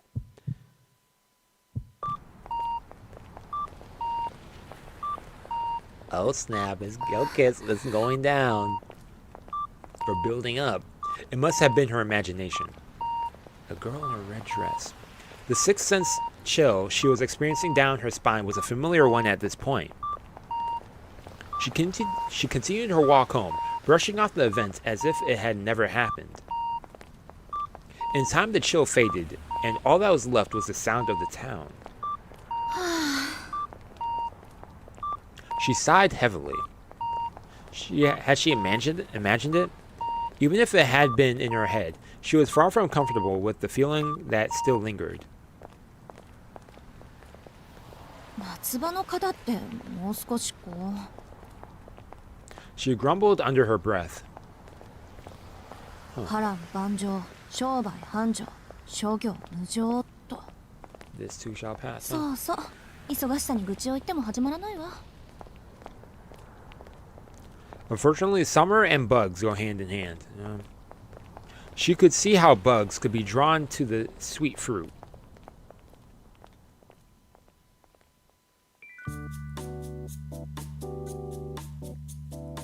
Hey, little bossa nova. Rank with grease and heat, the kitchen was closed for the time being. The lunch rush had come and gone. But one last battle remained. Hey, brought that melody. Okay, but one last battle remained, dinner time. Only after the evening chaos could the kitchen crew remove their white armor and call it a day. Sad, okay.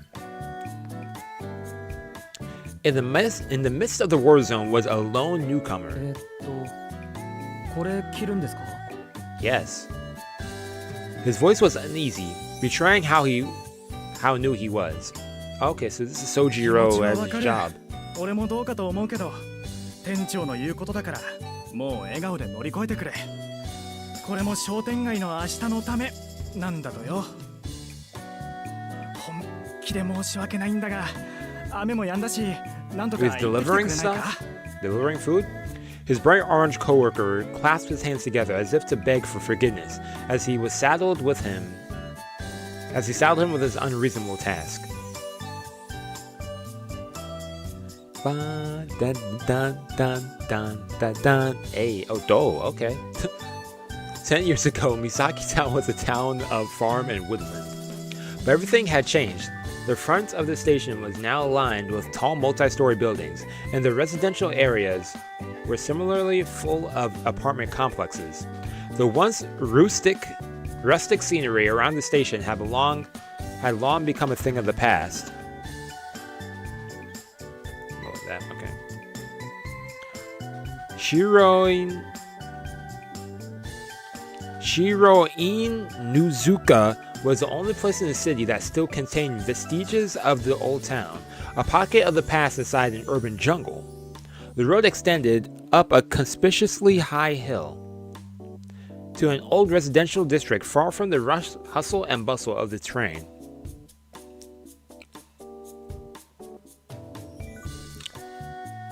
I mean, I've only seen a little bit of One Piece. I haven't seen enough to like. I'm still in like the first arc, so I can't say much about it. I haven't seen the live action yet, though. I've seen the trailer, but haven't watched it yet. Long ago, it had been considered unwise to build in high ground. I heard it's really good, though. Long ago, it had been considered unwise to build on high ground, so nobody lived above a certain elevation. Shiro Nuzuka, okay, sitting as it did atop a hill in the middle of town, was no exception to that convention and had no residences to speak of. The asphalt continued for some time, eventually giving way to a mountain road that swallowed into the cover of trees. A lone vending machine stood to mark the boundary between town and beyond. Even the children knew that there was nothing beyond the new playground in development that so enthralled them. Well, that was not entirely true. Oh. There's nothing beside the haunted house. The haunted house that Aoka lives at.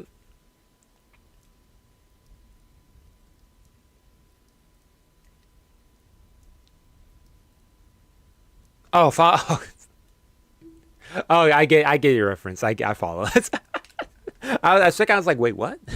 Wait, what? Oh, the references flies. Yeah, I follow. But she was talking about the mosquito and stuff. Okay. Oh man. Haosagi Aoko traversed the long slope. Below her, she could see the whole of Misaki. That's a pretty nice view of seeing the whole town. I could kind of see the whole town from where I live, but the symmetrical town looked like a miniature set from this height. It would only look like a painting if there had been a sea next to it. But unfortunately, Misaki City was very much landlocked. While it was overcast at the moment, the scene was quite breathtaking on clear evenings. The view was the one that had made the arduous climb worthwhile, and today she had been denied even that. 雨の日は自転車も使えないし、1日に2回ぐらいバスでも通ってくれないもんかな、ほんと。You ain't lying. That beginning with them cats, oh my gosh. I was like, that was terrible. that was horrid. Why did they just go into such description? I'd cycle home as if it wasn't for this rain. Even the bus route would be fine. Aoka had been using this road to get to school for almost 2 years now, but the journey had never gotten easier. Oh, so she's a third year? Okay. Or, no, but he said that he was also a second year like her, right? It's something? Okay. With a weary shrug, she put her hand on the rusty iron fence. Quietly, the heavy gate swung open as if to welcome her home. Where is Alice right now? There sits atop... Oh, this song. There sits atop that hill a haunted house. That is how the story much shared around town used to begin. But fresh rumors about the town have sprung to life almost as fast as the town's modernization. Wait, so that's how much story was shared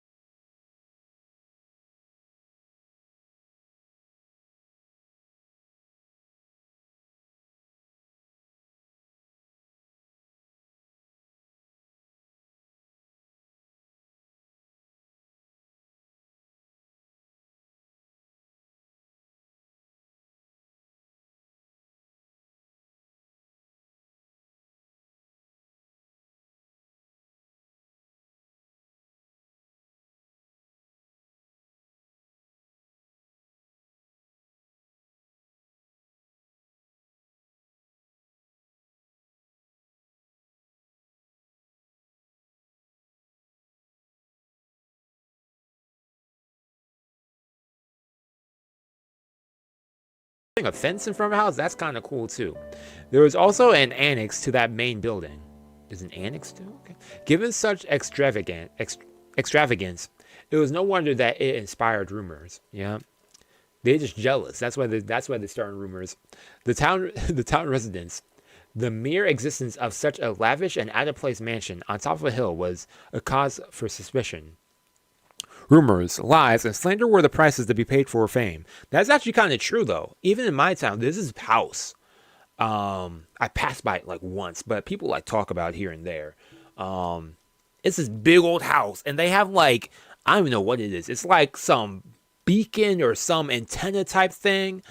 People be talking, make rumors. They're like, hey, are the people in that house aliens or something? Do they do like experiments and stuff? They have like high gates and stuff you can't see in the backyard. It's like, hey, they like their privacy, but I don't know. Like, I don't know. It's hard to describe this house, but it does not look like a normal house. But rumors, lies, and slander were the prices to be paid for fame. With only lodgers, it was hard to disagree with the perception that vampires must be living there. It's funny that they say that because I remember it's funny that they say something about vampires because I remember I used to have old neighbors. I never saw them left the house. I only saw them leave the house at nighttime. I was like, oh man, maybe they're working a night shift, but it was like every night they'd leave the house at night. I'd never see them outside the house during daytime. I think they were vampires. They lived, the house next door was big too, yo. She put her hand down on the front door.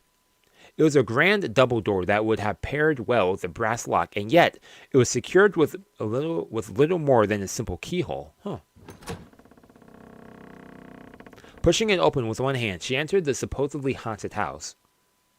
And by the way, if vampires were not enough to scare you, ghosts were known to appear on certain nights. Okay, I see them. The jokes.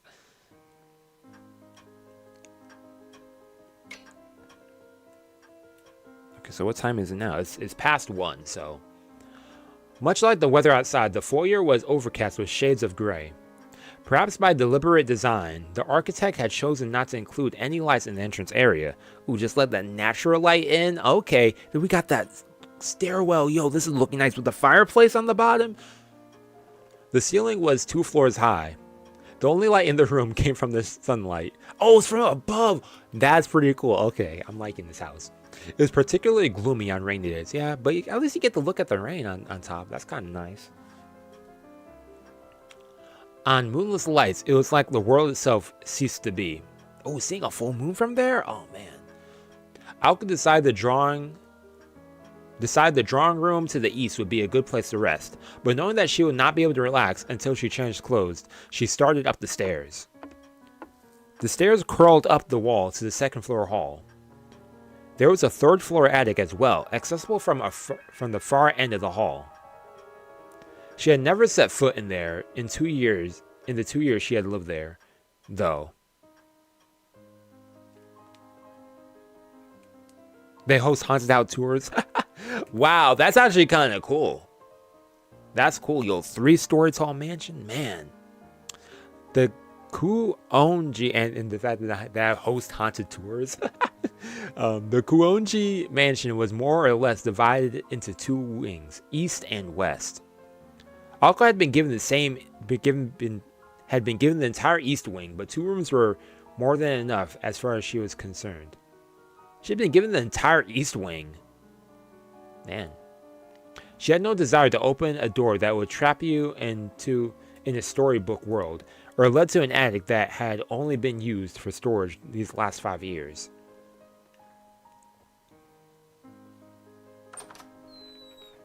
Oh, that transition. Alka's room was at the end of the east wing's long corridor.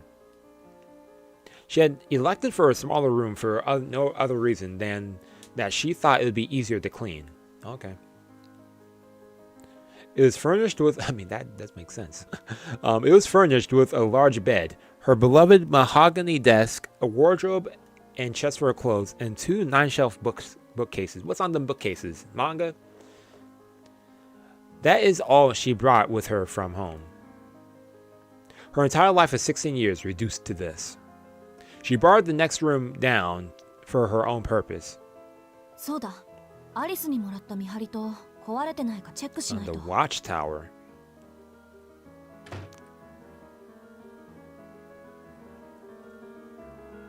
Oh.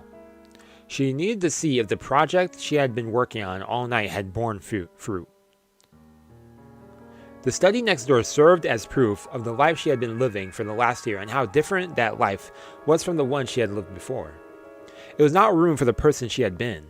It was a room for the person she would eventually become, a place of solitude that only she could enter, or so she thought. うわ、壊れてるどころか跡形もなく消え去ってる。やっぱ自己流アレンジはまだ早かったか。いいわよ、笑いなさいよ、コマドリ。The noisy neighbor that had intruded upon her sanctuary flew away. While not exceptionally talented, Aoko did not lack for effort, and was not afraid to fail. One could have almost mistaken her approach for optimism.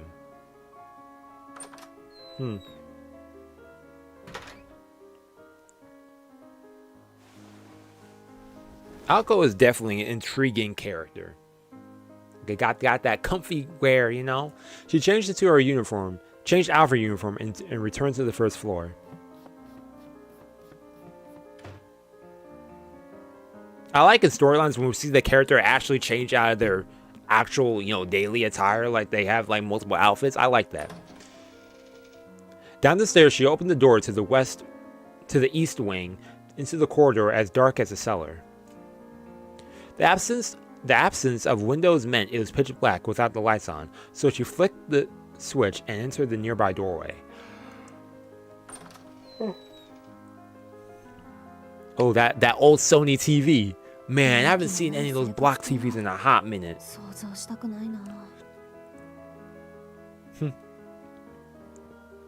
It had been her idea to update the drawing room. The walls were decorated with extravagant patterns. And around the room were large, majestic sofas. And a luxury Persian rug. Ooh. Amidst it all was a 30-inch television that seemed completely out of place. It stood looking over the other furniture like an emperor with no clothes. Oh, man.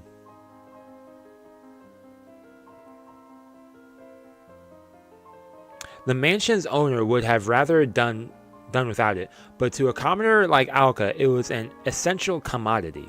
They had fought over its presence at first, but eventually came to an agreement, and now mutually enjoyed this modern comfort.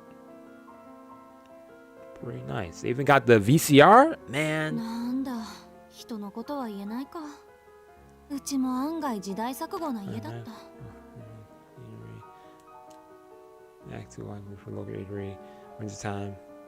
Beginning. Oh, okay. Well, good luck with that lifetime fishing license. It came back after the whole encounter with Sojiro. The encounter with Sojiro, man, Sojiro got them 2 strikes from Alka. Oh man. But he's at work right now, so I think so. I think we're definitely gonna see Sojiro again, no doubt about it. No doubt about it, we'll see Sojiro again. Oh, hold up.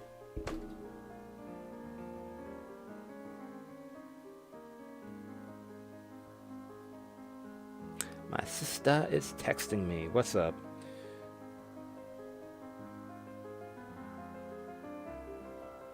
Oh, okay. I came from a pretty traditional household myself. Now in a somewhat pleasant mood, she decided to brew some tea. Wait, there was a Charlie's Angels poster in her room? Okay. Now in a somewhat pleasant mood, she decided to brew some tea. Oh. She boiled some water in the kitchen, prepared a teapot, and made herself some black tea. She's getting comfy.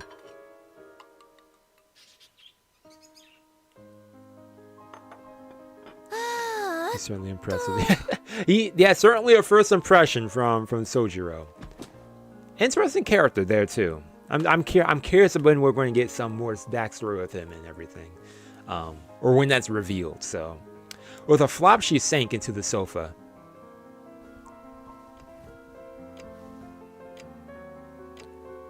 She took a sip of her tea, then another. She is vibing. She came home, got comfy, brewed some tea, and is just sitting on the couch, just drinking some tea, you know?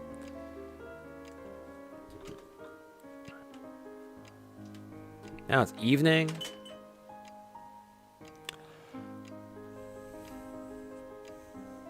What an eventful day for her. I mean, it wasn't super eventful, but it was an interesting day. Nothing beats a good old chill day. Lulled by the ticking of the clock, she took a third sip as she pondered how to spend her afternoon. The sofa almost seemed to be inviting her, and she sunk even further into its comforting embrace. But... oh! Ako blearily opened her eyes as she lifted her body up from the cushions.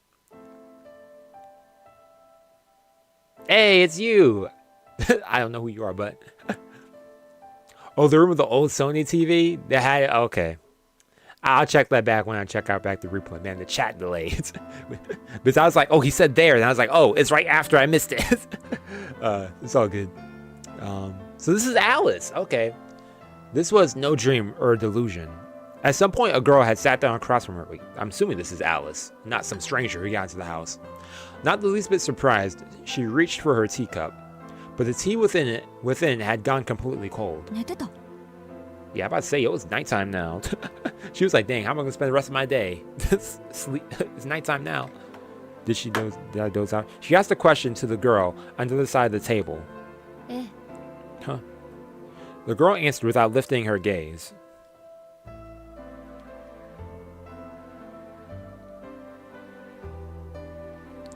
Okay, so that's her school uniform because she said that Alice goes to prestigious school. This has to be Alice. When silent, she could have been mistaken for a beautiful doll. The girl sitting on the opposite sofa was reading an old book. She had delicate limbs and pale white skin. Not a hint of humanity emanated from her melancholic aura. There we go. Man, I haven't worn glasses in a hot minute, but my eyes are hurting. She had darker hair than Alco, and her icy eyes were focused on the pages in front of her. Her eyes resembled that of a nun, but were actually her school uniform. In Ako's humble opinion, the gloominess suited her. She evoked something like a painting. There was something unreal about her, as if she were frozen in time.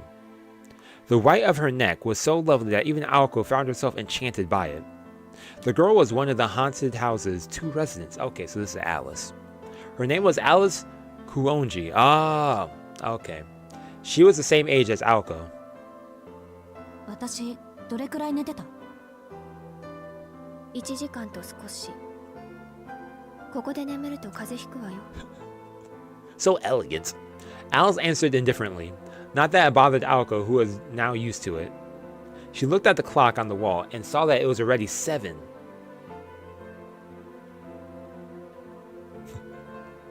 She had been asleep for 2 hours, man. The day had been a rough one for her, and she had slept little the night before, so it was no surprise that she had dozed off for as long as she had. 起こしてくれてもよかったのに、せっかくの紅茶が冷めちゃったじゃない。私が来た時はもう冷めてたわ。でしょうね。言ってみただけよ。Alko drank the rest of the cold tea in one gulp. In the poorly heated Kuinji mansion, that was more than enough to clear her head and wake up. こうなると、フォートナム&メイソンも何もないわね。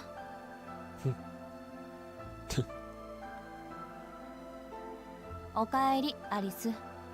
玉の贅沢もあんた抜きじゃ閉まらないってことかしら。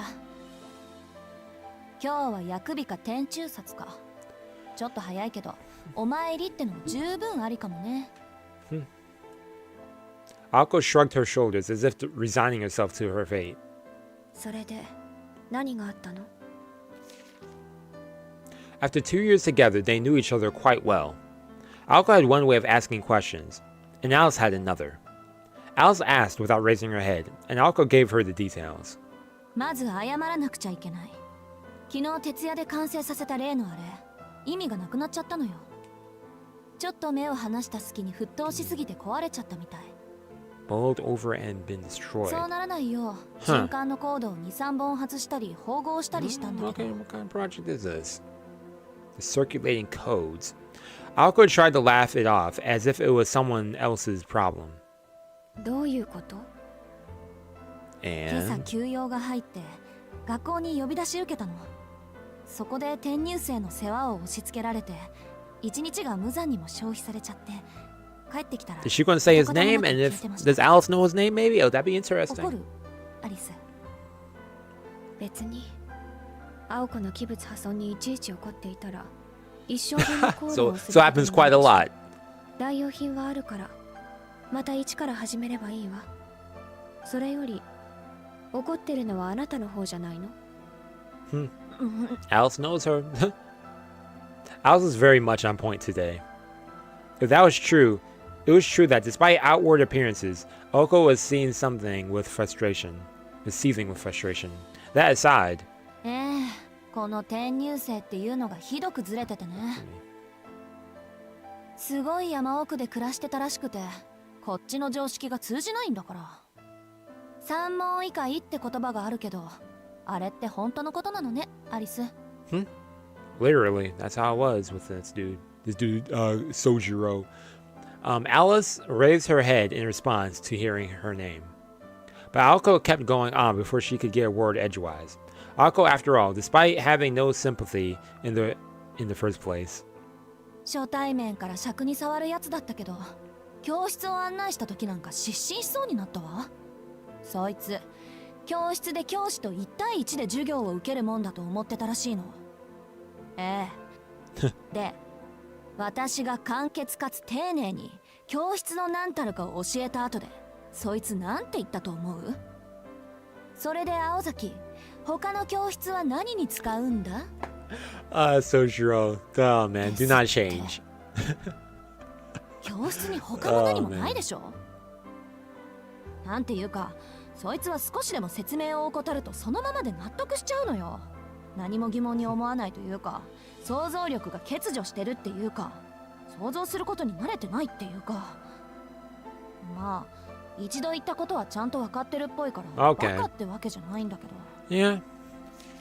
あなたが人を批評するのは珍しいわね。そういうダメな人、気にするたちだった。Yeah, I was like, yo, what's up with this Sojiro? Why you getting on your nerves? Why you getting on your skin that much? Like, みじんたりとも気 it に was し just な a い 3-hour meeting, right? けど、明日からどんな間違いをしでかすの 3-hour か tour. ちょっと心配なだけ。Oh, so she cares. Okay, that's nice. What she was really worried about was having to clean up that mess if and when it happened. That's true. Since you showed him around, it feels like you're semi-responsible for the dude now. Like, that had to be it. If not, it would mean she had no real reason, no real idea why she could not get him out of her head. とにかく変なやつなの。案外アリスと気が合うかも。Well, he was a weirdo, all right. You two would probably hit it off great, huh? 三問以下はいい言葉ね。Yo, Alice is chill. But from her eyes, it was clear that the question of whether they would get along was irrelevant, given that they would never meet in the first place. Alka gave a non-committal response. ところでアリス、さっきから何読んでるの？霊的進化論の二次創作。スピリチュアルダイアリのまがいもの。A spiritual diary. Huh. ああ、スウェーデンボリー。そんなの今更読んでも仕方ないんじゃない？新書なら退屈だけど、これは偽書だから。彼の欠点と長所を劇的に褒め上げている。よくできた冒険小説のようよ。立ちはだかる秘密組織の名前がカントとか気が利いているわ。It exaggerates the pros and cons of certain book style and reads like a written adventure. There may y'all in the chat. 筆跡はあなたのおじいさんのものだけど。Having the secret. Wait, okay, what's she talking about? Don't bother if the original was a knockup. Exaggerate personal concepts written in Brooke's style and reads like the women adventure. Okay. And writing notes. Oh! あの人そういう趣味まであったんだ。割とユーモアがあったのね。Interesting. 惜しい人を亡くしたわ。Ako seemed most nostalgic over her now deceased grandfather. あなたのおじいさん、夏に頼りをくれたけど。Wait. よしてよ。死んだものと考えたいのに。Huh. Contacted him. It's a real. Oh, if that's a real novel that she mentioned, that Oh. No. Oh, I could just do that with dialogue. I could just. Okay, that's kind of cool. I didn't know that. Okay. Yeah, I'm learning more stuff about the controls on this, but okay. Alka sighed and laid back on the sofa. The soft cushions caved in under her weight. 話は戻るけど。Alice shot a glass at Ayoko. Her body's buried in the sofa remained as still as a corpse. It was clear Ayoko had turned out the conversation. Alice silently chastised her with a look. The more she thought about it, the less important the events of the day seemed to become. If she ignored Alice, the conversation would end there. They would eventually get up and leave today's mistake unresolved for another day. However, that's not the kind of person Aoko Aozaki was. いいわよ。何？ She had asked, still lying down. 今日できなかったのは少し痛いわね。だから反省してるって。学校優先は一人前になってから、でしょ。Yeah, okay. ならいいけど。The coldness in her voice made Aoko gnash her teeth. She knew what Alice wanted to say. She knew better than anyone else. The veneer she wore to school was different than the way she lived at home. It was a funny joke. It got me. It got me again. It gave me a chuckle. While it could be called hiding in plain sight, Alice thought it was silly. And what? Wait, here she wore to school different than she lived. Wow. And what the silence told her was. 覚悟を決めろって言いたいのよね、あんたは。Today's failure was not a colossal one. She just happened to be upset. She just happened to upset the delicate balance between her home and school lives, chasing one at the expense of another. And yet the careless mistake was a clear sign of Aoko's lack of commitment. Okay. アリスは関係ない。これは。So we have a thing where she wants to like balance her school life, social school life, but also she has this commitment to also want to become a full-fledged mage. Okay, interesting. So her experiment had to do something with like magic. But she was talking about like circuits or something. So interesting. I wonder if that experiment will also prove to be something important for something down the line. Or maybe the catalyst to something, who knows? She had only known for sure for the last year and a half. But she'd had a hunch for as long as she could remember. Make the choice and the day will come. It was little wonder that her morals and conscience had been stripped away. Aoko pushed herself back up. She was met by Alice's cold beauty and wordless gaze. OK、ハリス。来週中に決着をつけよう。それでいいんでしょ？ええ、青子がいいなら。Aoko could not help but shake her head, feeling like she was hearing something similar to the second time that day. Even the comfort of her own, she couldn't banish thoughts of that country boy from her mind. Okay. じゃあ下準備はよろしくね。私まだできないし。場所は例の公園でいい？ Should we do it at that park? 妥当な線ね。あ、でももう一件の方は？ Referring to what, ley lines? What about the other thing? そっちの方が急務じゃない？時と場合、森に変化があれば教えるわ。After the brief exchange, Alice returned her attention to the book on her lap. Shop talk was over. Now they could return to their normal relationship as roommates. They said, okay, enough of that business. Let's chill. Aoko grabbed the remote and turned on the TV. Since Alice was busy reading, Aoko decided to tune in for a variety show that she had already started.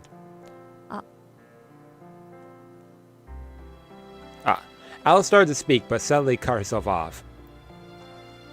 One of her delicate hands raised to her mouth. She would always cut herself off the second she realized she was about to say something trivial. Sometimes her self-restraint would hit too late, and she would make a gesture like the one she was making now. It occurred to Aoko that the sound her cute roommate just made now was different than the what she blurted out sometimes in the past. Nani? Aoko turned down the volume of the TV. Her intense eyes lit up like those of a mischievous cat. どうということはないんだけど。ないんだけど? Alice looked away bashfully, not knowing if she should bring it up or not. But it was times like these that her expression carried a real warmth and surprising charm. If he could see her at this moment, Alice's father would have to admit that her name suited her perfectly. 今日帰ってくるときおかしなものを見て誰かに What's that? 話そう Something about that lady in the red dress, maybe? Looks at me. Aoko nodded, beckoning her to continue. つまらない本当に意味のないことよけどどう考えてもそんなことをする理由がわからない Excuse me. Yeah. 青子人間ぐらいの大きな猫がひょこひょこ出前をする理由 That's that dude Sojiro. What is that his he has to wear that outfit when he's delivering stuff?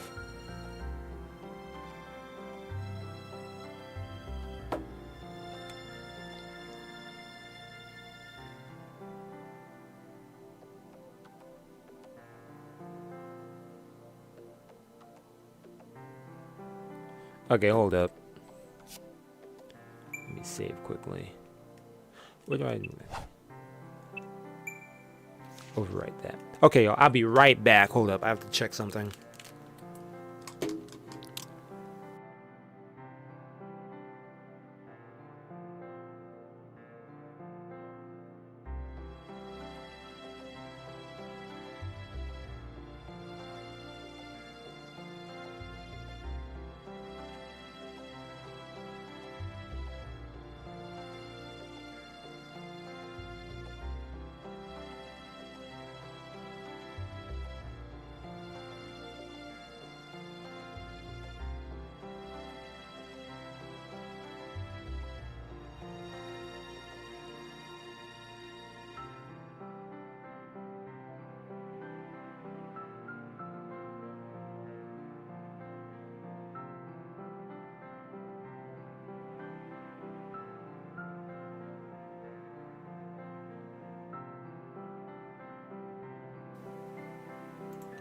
And I returned. I was looking at my screen. I was like, wait, where did I go? Then I was like, oh, I forget I moved my thing there. Anyways, let's get this back. Let's get this rolling. So yeah, it looks like, yeah, Alice and Sojiro kind of met already. What do you know? Sojiro be riding a bike in town in a cat costume, delivering food? That's kind of funny. For a second, Aoko thought Alice was trying and failing miserably to make a joke again. One would think that about anyone, really. But she seemed completely serious. Even if Alice's sense of humor fell flat for Aoko, this story already sounded more fanciful than Alice's usual attempt at a joke. Aoko concluded that her roommate was talking about something that she had actually seen. She was like, oh man, I'm hoping this is like a good story. Then it was like, nah. Where's my wire? There it is. その話には2つぐらい信じがたい部分があるけど、1つずつ論破していい？いいの私もからくりぐらいは思いつくからただ理由がわからないから聞いてるのわざわざ精巧な猫のぬいぐるみを着て出前のてんやものを届けに行くことって That's a pretty good, reason. And something as simple as that. それをやる人間の常識性を疑うけどね。私は。 Worried about the person doing it than their reasons personally. Huh.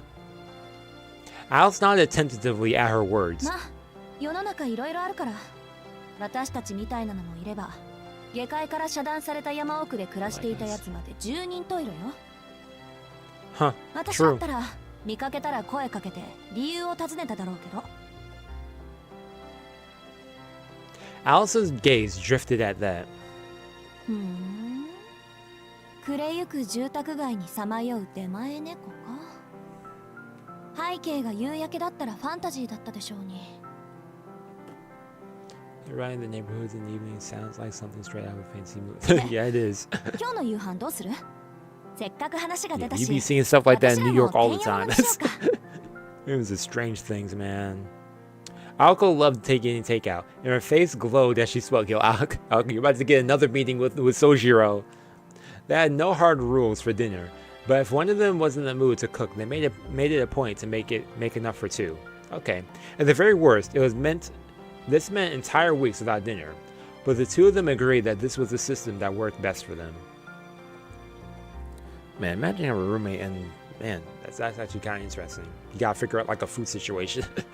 Whether they found cooking to be too much effort or simply liked ordering out. Nights like this were a common occurrence, much to the chagrin of the restaurants of Misaki Town. Delivering to the mansion meant coming all the way up to the top of this hill, the source of their disgruntlement. 時間は8時前。ギリギリセーフね。私今月がいいな。あそこの月見そば最近ご無沙汰だったし。 The hungry student council president took out their many menus and excitedly looked for anything that stood out. Alice casually responded without sparing so much as a glance. 悪いけど、私夕飯済んでるの。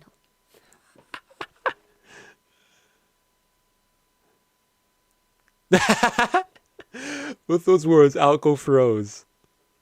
All deliveries required a minimum of 2 items, so she was out of luck without any accomplice. Cruel society had decided it couldn't be bothered to deliver a princess who only ordered a single serving of food. Incidentally, to counteract orders from the Top Hill Mansion, the restaurants had declared the minimum number of orders would be 3 starting next year. Aoko and Alice were still in the dark to this fiendish change in that. That's messed up. Well, it makes sense. They are kind of a distance away from everyone. Yeah, they even pointed it out. The fact that they're up on the mountain. I mean, there's still people in this town. I mean, did they have like a delivery fee back then? この裏切り者。だから帰ってくるのが遅かったのね。帰宅部、学校までバス徒歩込みで片道20分のあんたがなんで5時以降に帰ってくんのか考えるべきだったわ。 Huh. Unfortunately for Aoko, she had been too out of it to remember that she was the one who'd fallen asleep. ああ、ひどい女。そういう時は残された一人のためにお土産買ってくるのが暗黙の了解だったのに。私だってこの前の外食の時はアリスの分も買ってきたじゃない。 It was known how serious Aoko was being, but she was visibly angry. She had already woken up hungry that morning, and from the time she was close to school now, she had consumed nothing but tea. That's true. Yo, that's so true. She has not eaten at all today. Yo, I'd be ticked off too.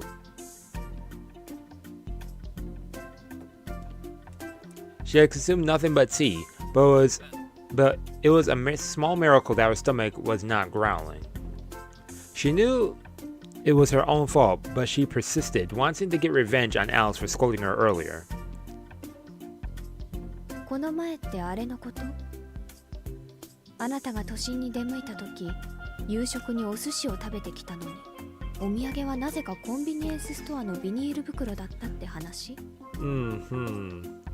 Aoko had kicked a hornet's nest. 何よ、買ってこないよりはマシでしょ。真実は時に隠蔽すべきね。Alice's icy gaze pierced right through her. Aoko had certainly crossed the line by going on and on about how how the sushi circled around the restaurant while Alice ate her convenience store meal. That's messed up. But new things fascinated her, and she couldn't contain her curiosity towards the conveyor belt sushi shops that started popping up all the time. They were nothing short of miraculous. Even honesty can be a sin, given the right circumstances. わかった。わかりました。じゃあ今回のは前のと帳消しってことでいいわね。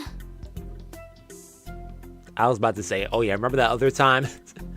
Alice went back to her book without so much as recognizing the question. The fact that she did not confirm it made Aoko anxious. 仕方ない。今日は薬日だし、おとなしく台所に立って料理の腕を磨くとしましょう。She stood up, announcing her intent to no one in particular. あ、聞き忘れてた。アリス、どこで夕食済ませたの？Alice's hand froze on her current page. She suddenly shut the book she was reading and stood up as if at wit's end. She walked across the drawing room with her book in hand. While she reached the door and stopped and turned towards Aoko. 聞きたい。Why are you making this? Why you bring up the suspense on this? Where did you go? まあ、なんとなく。Aoko nodded timidly, cowed by Alice's sudden vigor. Alice continued her matter-of-fact way. その猫が余ったメニューをくれたのよ。With that brief response, she left the room. Dang, so she got free food?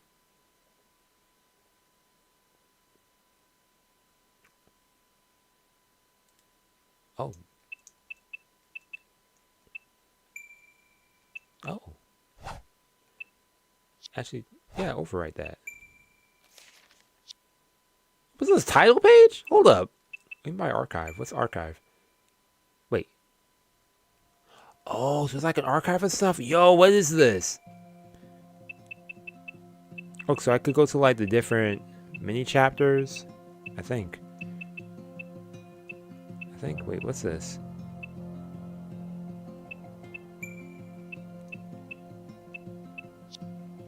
What's this?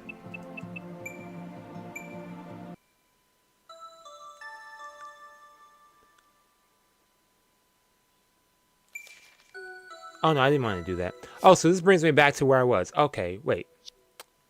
No. Wrong button. That button. There we go. Load that data. Bring me back to this screen. Okay. So then title. No, I keep... What did I press? Oh, hey, there we go with the title page. Okay, so that's the end of chapter 1. Okay. Anyways, thank you all for tuning in for first time playing Witch of the Holy Night. First chapter 1. Next time I start chapter 2. Yeah, you like the glasses? You like the specs? My computer glasses. I lost them for a bit, and I finally found them. I was like, yo, I need them for the stream. Ease my eyes from like the blue light and everything. But anyways, this was an interesting start. If anything, it has me curious as to what's to come next. We have this dude Sojiro. Interesting we don't know much about background, but we do know he's from the mountains, from some other town. He's here. He moved to this city for some reason. He has the bandages around his neck, so I'm curious what's going on there. Excuse me. Aoko and Alice are both working on some experiment or project. They're going to be testing it out in the park eventually. Here's as to what that's going to be about. What's some of this in the background? Like, yeah, y'all see that too. Like the I'm trying to point to where it's out on screen. Okay, never mind. But you see like those cities, that little things like shuffling out the city? Okay, that's interesting. There's 1.5 in between that I actually got to read before too. There's a 1.5. Let's check it out. Let's see. Little happenings of last night.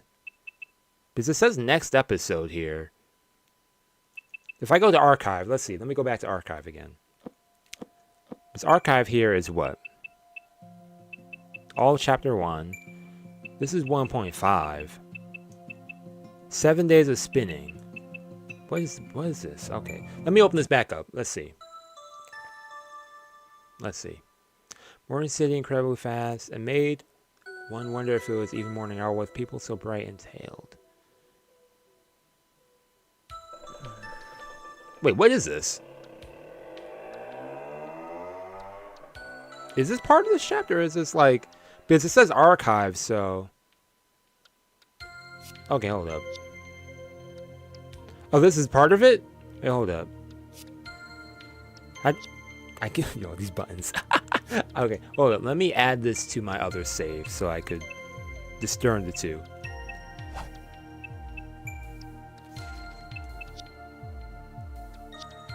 So then what's the difference? Okay, so 0.5. Okay, let's see how far we get with this. I'm good for like another half an hour, then I gotta go. But yeah, let's see how far we get with this. I don't think this is too long. This is a 0.5, but okay. Unfamiliar rural roads awoke from him, ran him the rock slide of a rock slide. Okay, the identity of the monstrous sound was the engine of a motorcycle. Mr. Yoshida, his neighbor, was leaving for work. It was hard to determine when night ended and morning began here. Where's my thing? There it is. Okay. The town's urbanization was synonymous with insomnia.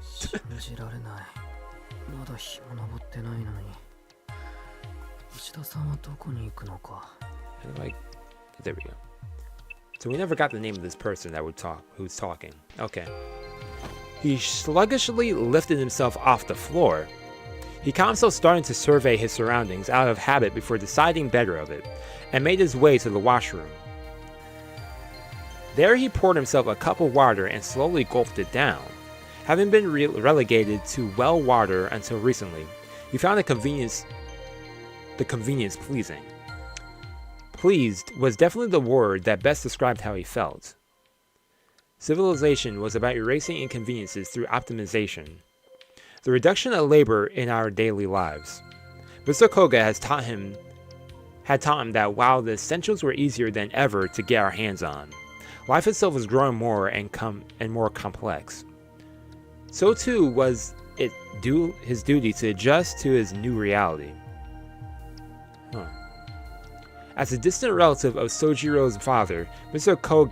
Koga had taken Sojiro in. Oh, so this is where Sojiro's staying. Okay, the relative of Sojiro. Okay. Even though the boy had little more than a stranger in his life till that point, Mr. Koga has helped him get registered at school and find an apartment to lease. Though he had insisted that Sojiro handle his residence card and register his change of address by himself. Okay. This series of procedures proved exceedingly difficult for Sojiro, but knowing that this was part of his new city life, he did his best to complete them diligently. While they may have a reputation for being a stickler for the rules, city offices aren't all that bad. It was the first thing Sojiro learned after beginning his life in the city. 2 weeks had elapsed since he left the countryside, and uneasy as living alone made him feel, he felt he could make it work. It was not as if the people here spoke another language, and Mr. Koga was absolutely right about how practical the rules of the city were.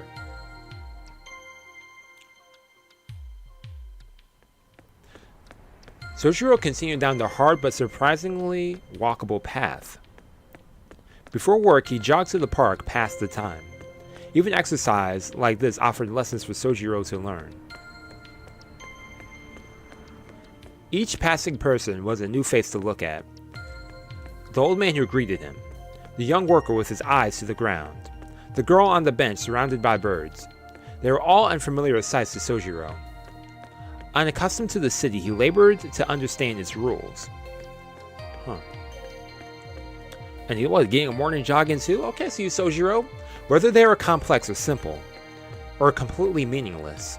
Compared to mountain life, which only dealt with nature, city life left one with way too many options. You could argue that such an environment was toxic for Sojiro. His life was a string of unsettling moments. But amongst it all, there were rules that he sincerely admired. For one, the city revolved around various forms of profit and loss. The fact that one only needed money to get bare essentials to survive the city was a comforting thought to Sojiro. He's like, okay, it's simple. I need money. I survived. Oh, man.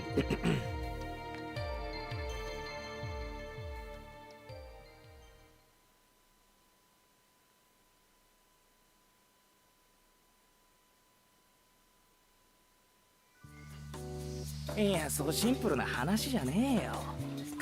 this is his co-worker. Konami? If that's your real name. 別に1万円札食ってもうまくねえっつうが。ともかく金で真心は買えねえじゃん。じゃねえよ、ざけんなよ。俺は悲しいよ。ついこの間まで4000ポッチの日当に鹿みたいに首かしげていた正直者がくったらねえ皿洗いをしながら、世の中金だよねなんてボソッと言わないでくれっつの。Bro, hey, bro's just happy to be working and having a job, man. 貨幣制度は素晴らしいと思う。正直物々交換の限界を感じた。それより木の実、ふざけてるとそれ落とすぞ。うお、やべやべ。次割ったら今度こそ俺の頭が割られちまうからな。You can't be breaking those plates, man. 忠告宣言。 Does that come out of his check? それで相談事？何？もしかして金？そうなんだ。とりあえずお金は大事で、たくさんあるに越したことはないって痛感した。なんで、できればもうちょっと働きたい。Hey, don't forget about everything else, man. マジ？マシンみたいに皿洗いをこなしながら夢のないこと言わないでほしいな。Watch this like a machine. 世の中金じゃねえって言ったばかりじゃんか。やっぱラブじゃんか。ところで水冷たくないですかね。冬場の皿洗いって割り合わねえことこの上ねえよ。True. I kind of agree with that, man. I mean, it's colder, right? But wait, washing dishes in cold water? What? I mean, I guess make do with what you have, but like, man. しかしあれだね。呆れた純能力。いや、忍耐力つうの？レジ打ちすらできなかった新人がよ。たった4日でしみったれた飯屋の社畜になっちまうなんて。やっぱ世の中金ってことかね。資本主義ってすげえ。The power of money. うるせえぞバカバイト。文句あんならやめちまえ。Bro. うちにはごくつぶしにくれてやる小遣いはねえ。 Okay, I guess he has a point with that. The complaints and chopsticks flew right at them like a storm. This mess of a Chinese restaurant manager was a stubborn man who was willing to let minors work for him and didn't shy from violence, even if it was directed at the son of a lifelong friend. Sojiro felt that this was what Sparta must have been like. I should have grabbed the water bottle when I was standing up. Okay, whatever. こっちは何かと反抗したい年頃だっつも。まあいいや、話は変わるんだけどよ。しずき夜に出歩くタイプ？それかチャリンコで出張る趣味？いやまあどっちかでいいんだけど。What? A late night stroll or more of a bicycle guy? バイトの帰りはほとんど夜になるけど、そういう話じゃないんだよな。夜の散歩も遠出も趣味じゃないけど、それが？いや何さ、しずき引っ越してきたばかりだって言うからよ。俺らが言うのもなんだけど、うちちょい治安が悪いっての？柄が悪い。年間10人くらい通り魔事件っての？そういうの起きてっから。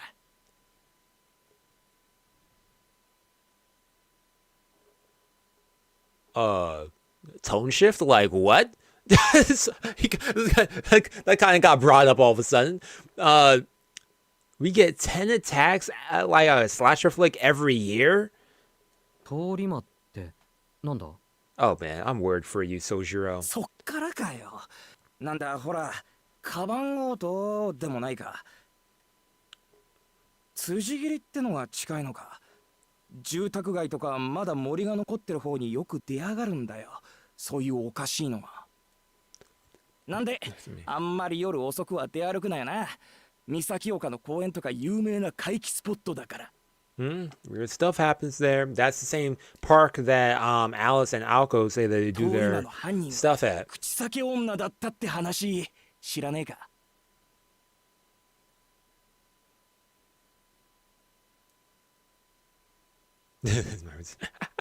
ごめん。まずその口裂け女ってのがわからない。 Slice mouth woman. Wait, what? 階段だよ。口が耳まで裂けてるってやつ。今じゃさすがに時代遅れだけどよ。なんだっけ？深夜の道にな、ポート姿の女が待ち伏せていて、私、綺麗とか聞いてくるんだよ。で、綺麗って言っても、 My neighbor's dog dogs barking. I thought I heard a sound from here. I was like, wait, what? Adding some sound effects to this? If you say she'll follow you home. 女の少年はおっかねえっつうか、アメコミの怪人っぽいっつうか。いや、それ本気で怖くないか。家まで上がってくるのか、その女の人。窓から入ってくるらしいぜ。ガサガサとこうゴキブリみたい。のクソガキが厨房でその4文字を That's bad luck, man. You cannot say that word in no kitchen, no workplace either. Man, I remember I used to work at this supermarket, man. I quit the next month. This was a while back, man. One day I was working, man. I opened up a register, some roach pops out. I was like, heck no. I closed that thing quick. I said, bro, I'm not working in the registers today. I'll stock stuff, but I'm not being around these registers until y'all clean this up. That was nasty. That was nasty. I quit the next month. I got a new job. The back of Konomi's head exploded with pain, and then how did the roach even get in a register? Well, I guess it finds a way, right? The back of Konomi's head exploded in pain with the impact of his boss's frying pan. Sojiro was reminded of just how dangerous this town could be. 殺すってバカじゃねえの？普通そっちの方が禁止用語じゃねえの？ここレストランなんだしさ。いや、あんまうまくねえけど。No. 木の実、 Konomi be talking this smack. え？ああ、心配無用。俺なんだか頑丈さには定評があるから。特に。ともかく、そういうわけなんで夜の暗がりは気をつけるぞなもし。しずき、見るからにかもそうな顔してるし。Sojiro is about to be attracted to some bad stuff, man. He might be a magnet for danger. ところで、年間10人というのは多い方なのか？ Oh yeah, when you put that in that way, that's 100 people in a decade. 知んねえよ。少なくはないだろうけど、多い方でもないんじゃねえか。ま、うちの通り魔事件が他に比べて厄介なのは、まだ犯人が見つかってないってことだからね。He laughed cheerfully. Konomi was trying to take the edge off his story, but the noble intention of his laugh was completely lost on Sojiro. His friendly warning was equally futile. Sojiro was simply impressed that Kinomi was able to laugh it off. Kinomi.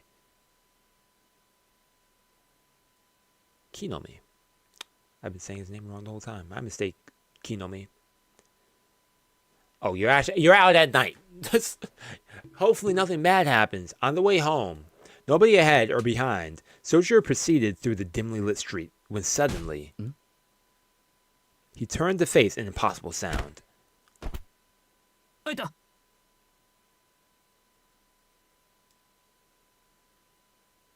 Something stabbed him in the head and fell to the floor. He frowned. A small bird had apparently flown into the telephone pole before landing on his head. Oh. No. The starling cleaned itself off and flew away. The falling of the bird and his desperate escape thereafter was unlike anything experienced in his lifetime now. Yeah, that is an odd thing. Or a rare thing. Most of the townsfolk would have seen the incident as unlucky, ominous, or even sinister, but Sojiro just nodded and went about his business. Yeah, that's... Or maybe... Why can't I look at it as a lucky event? You know, a bird fell on his head. A bird falls on someone's head and I say that's good luck. You understand. What might have been a first for him was surely an everyday occurrence for these city folk. Ooh. Oh, there's a bunch of volumes for this. Okay, each one's not that long, so I could go through this.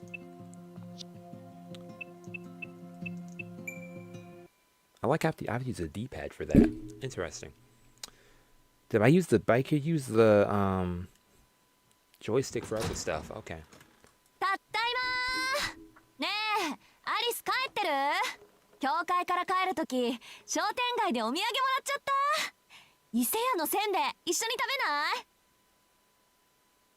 Her voice reverberated through the foyer, dyed in the colors of the setting sun. I like that sentence. It was after 5 in the afternoon when Aoko, still in her school uniform, cheerfully returned home. She had finished her student council duties and attended her monthly meeting with the church. Okay, so she's a monthly meeting with the church. その様子なら何事もなく終わったみたいね。Oh. The voice was coming from the second floor.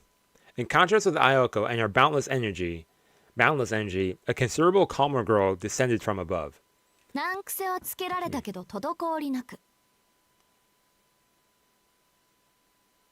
But all in all, it went well. Okay. うちの問題はうちの問題だから、今回も手は出さないって方向でまとまったわ。それでいいのよね、アリス。ええ。猫の手なら借りたいけど、あの人たちの手は信用ならないし。いつも通り後処理だけお願いしましょう。Okay.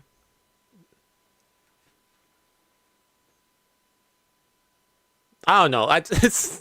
I'm like seeing things now. Okay. I could have sworn I saw. Oh, it's my shadow. My shadow of my. Oh, this is moving. Okay. I thought I saw something move behind me. It was just the curtain moving, man. Because I saw my blue shirt and I was like, wait, did I just see like someone move behind me? And okay, whatever. Anyways. 私はできるけど。Okay, well I can, but wait, what are they even talking about? Our problems are I was alone.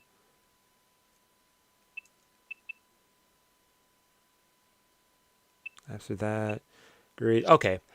青子は単にまだそれほどの余裕がないだけでしょ。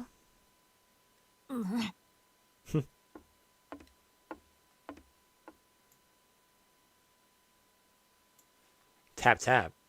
With the graceful sounds of her footsteps, Alice entered the foyer. As she did, Aoko's eyes were directed toward the sunlight above. ガラス、曇ってるわね。そのことで話があるわ。 How are y'all gonna clean that? Inside and outside. 体の調子は？Oh. 何よ、気味悪いな。気遣いされることなんてないってば。いつも通りの一日だったし。そんな疲れた顔してる？私。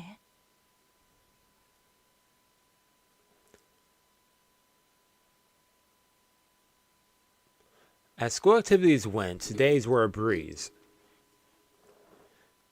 At a glance, her school life might have seemed almost idyllic. Though the more she thought about it, some headache-inducing incidents might have stood out here and there. This dude. Sojiro. And with some sincere introspection, Aoko may have realized the signs of her own mental fatigue, but doing so would have further added to her stress. Stop. なんで帰ってきてまであんなののことで疲れ I なく feel ちゃい that. けないんだ。I keep school and home separate. I keep work and home separate, man. I finished whenever I came to school, I finished all my schoolwork at school, but I knew I was not going to do it at home, and I didn't want school to be at home. Like, I hated that. 今日の課題って初歩の Let's 日 say 誌でし online ょ？ classes that can't be helped, right? 問題ないわ。すぐ始めましょう。 But even then, I 今日 find は it. なんか勢いでうまくいきそうな気もするし。But even then, I found like a different place to do that because I'm not trying to be doing my online work in my room. Okay, Aoko focused on shedding her anger and stress, and headed upstairs with gusto. どうしたのよ？アリスの部屋でやるんじゃないの？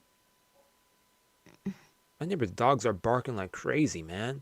The formally dressed Alice nodded in slight dissatisfaction. それで伊勢屋のせんべいって今日の？ She didn't forget about the rice crackers. She looked at the freshly baked treats Alco was holding. She's waiting the whole time.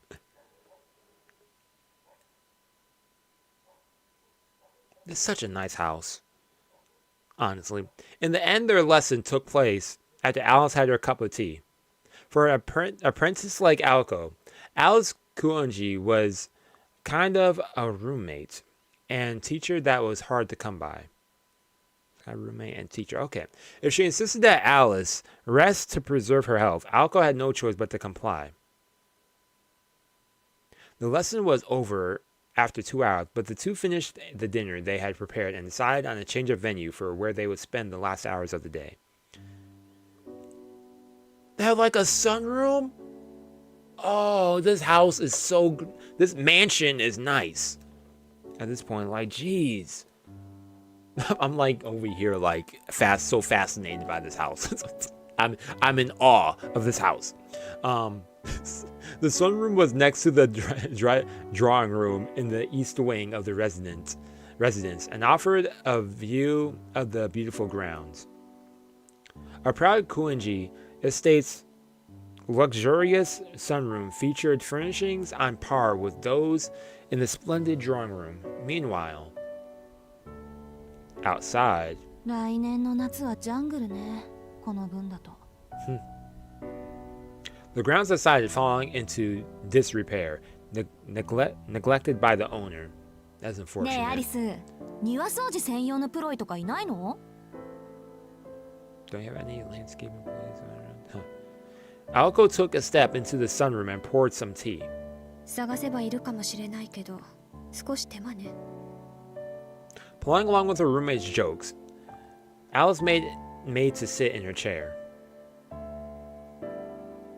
That was good.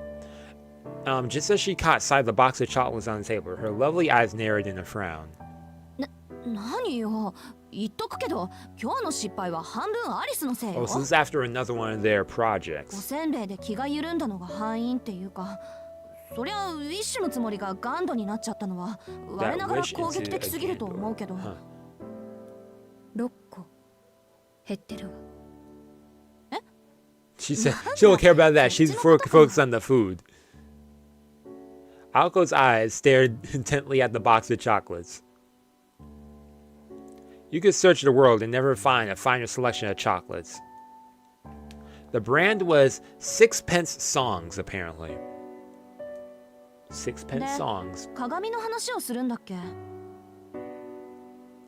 あれ、今洋館モードから岬モードになってるんでしょ？ええ。ここの管理はおざなりになるけど、岬市だけに切り替えたわ。それが昨日から曇り出している。The mirror. Huh. 少しずつだけど、確実に包囲されてるわね。Arrayed against us grow. 包囲って数が増えて。Yo, Trollolorn, yay, yo, what's up? Hello. You mean there's more to those things? 捕捉していた1名はもちろん、他にもう2名ほど不審者を目撃済み。都市部に1、郊外の森に2年。Yeah, it's been a while. Yo, how's it been? How's it been? あんたの目撃談は当てになるからな。I was looking over, I was like, wait a second, I see another word, another sentence on screen. Oh man. I like having the chat like right there in that corner. It's perfect. It's a good spot. But you could be wrong just this once. うるさいのはどっち？ Which one's causing the biggest ruckus? 森の方。捕捉中だけど、こっちの目に気づいているみたい。The one in the なかなか woods. 誘いに乗ってこないわ。そっか。 Yep. Into the Nasu works now. じゃあ Yep. 今夜仕掛ける。 Off to a great start so far. Well, RIP my phone. It just died. To go after tonight. One simple suggestion that would change the course of her life forever. Oh.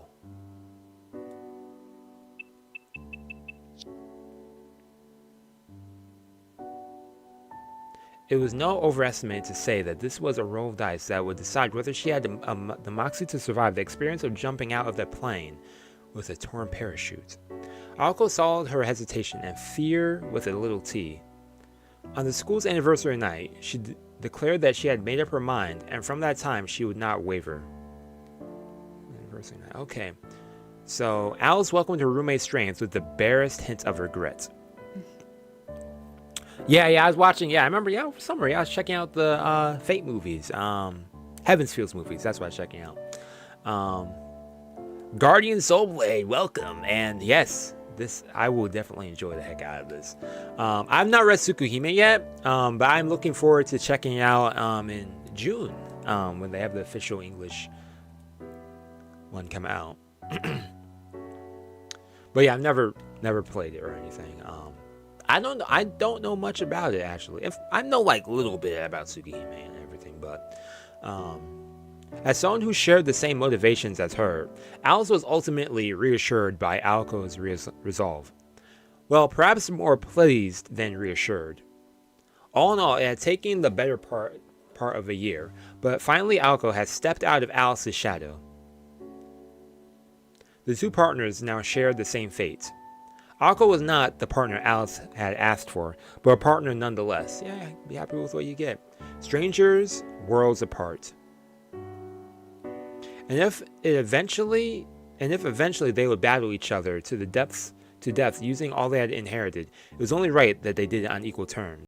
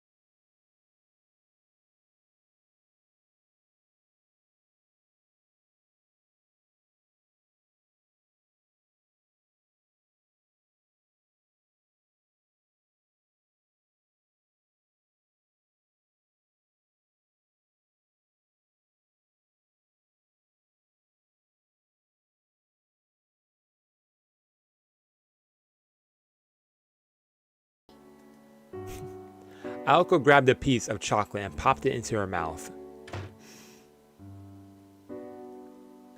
She waved before leaving Alice alone in silence.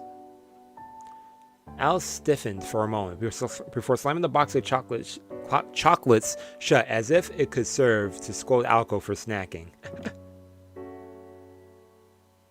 Oh man. Okay, that's volume 2. Okay, there's only 4.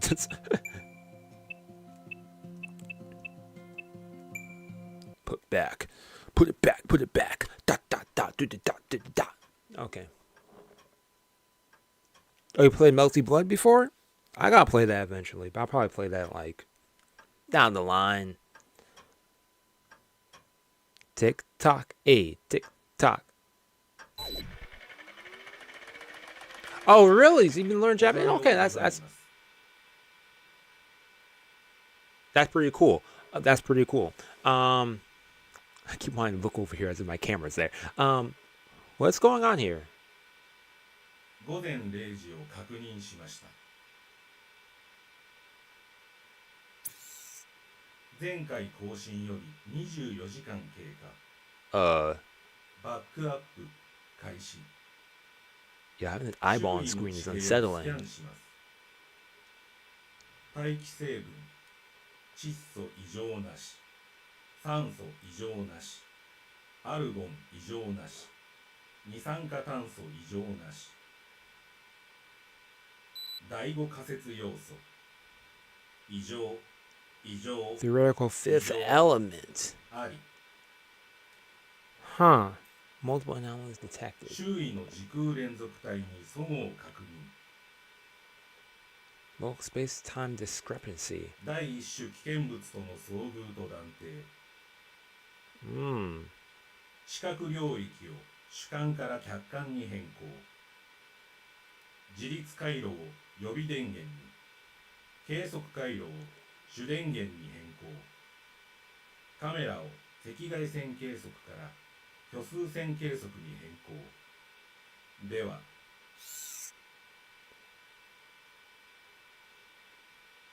Now it begins. これより戦闘行為の記述を開始します主よどうか我が身を守りたまえ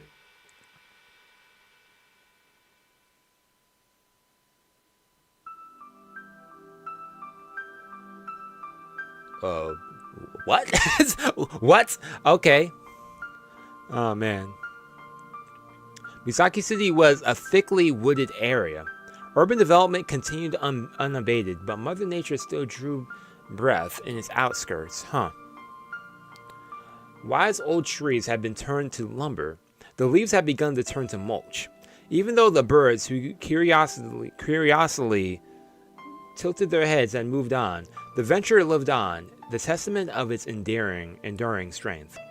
Until the time came that the devouring light of civilization became powerful enough to encroach beyond nature's mysterious domain. These woods were no exception. The outlying border between Misaki City and Misaki Hills had been left untouched. Though driven from their nests and dens here, wildlife continued to subsist even today, no longer able to return to the days before man. This was just like any other forest situated near the town. Yo, thanks for tuning in, Robert. Oh, yeah, the song. Winter had arrived in the woods. The chill cut like a razor. The icy air so thick it could reach one's bones. The exposed cheeks stiffened. The wisps of breath formed swirls in the air before disappearing. It was 1 degree above freezing. The cold snap penetrated every nook and cranny of the woods, from the ground to the trees to the wildlife.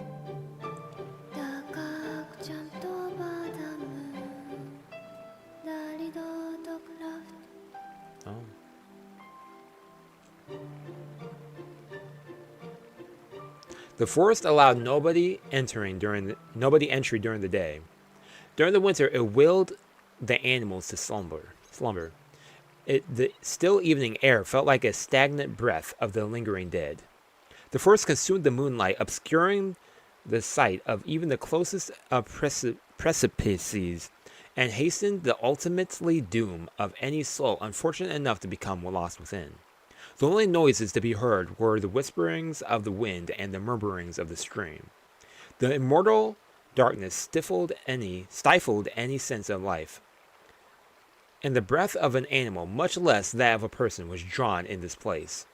However, a figure in black, now this place, skulked within. It cast the tiniest, frailest of silhouettes, like a small boat lost in the sea of fog. Yo, that shadow on the bottom popping up. I see you, Alice. Its trepidatious footsteps echoed through the woods.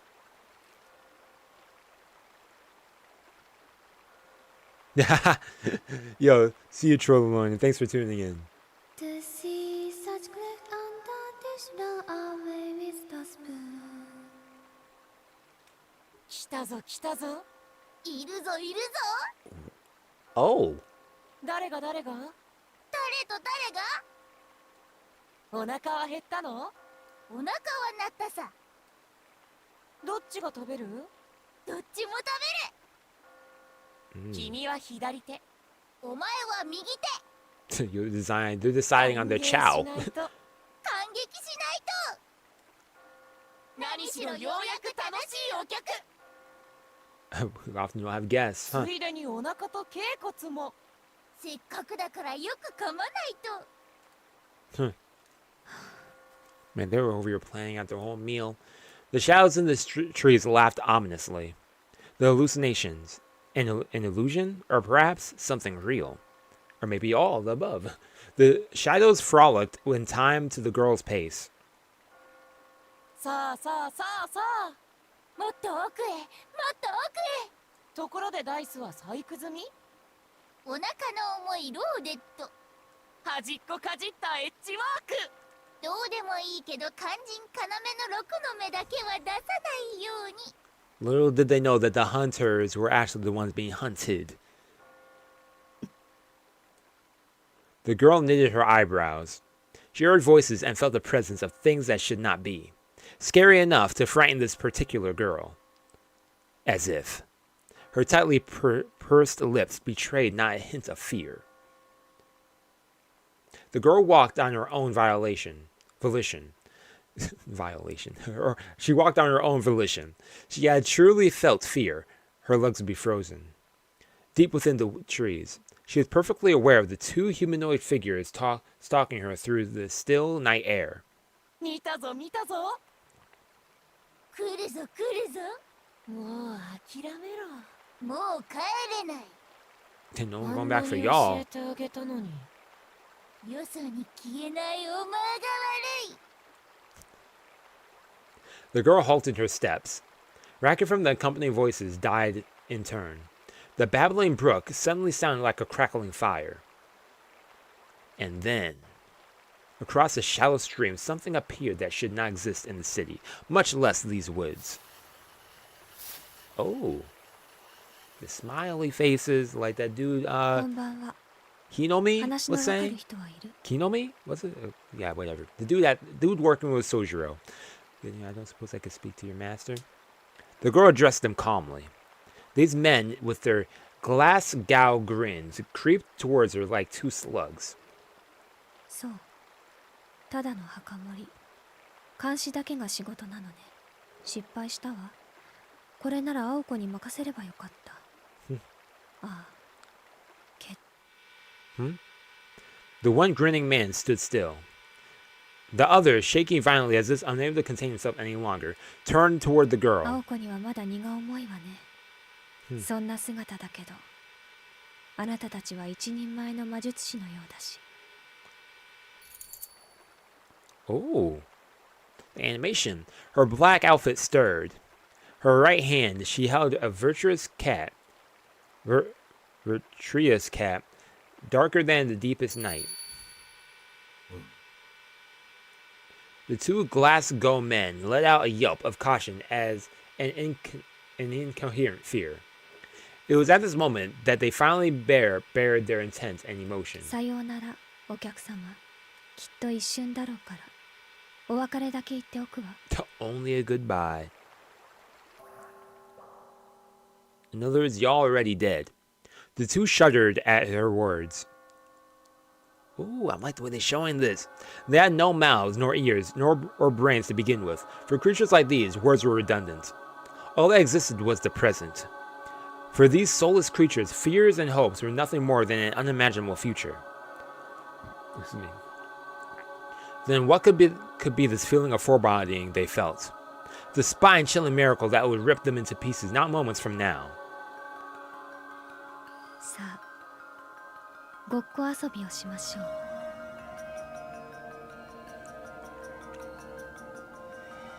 う。 Ooh!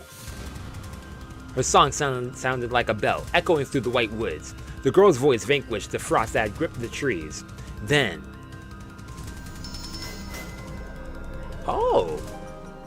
いやいや、ずいぶん待たされた。さあ、赤ずきんの登場だ。The curtains opened on Diddle Diddle, the banquet of the night. In confusion, one slit-mouthed man swooped towards the girl. In fear, the other fled into the woods behind him.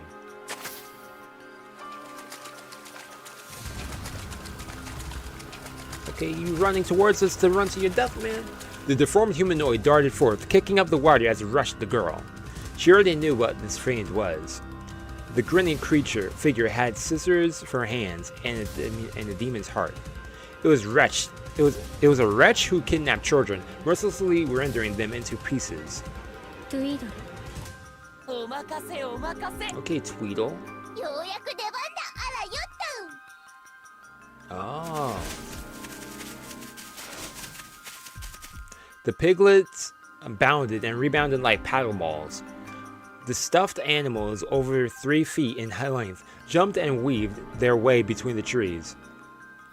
Imagine seeing someone like that running through the woods. Yo, I'd be creeped out.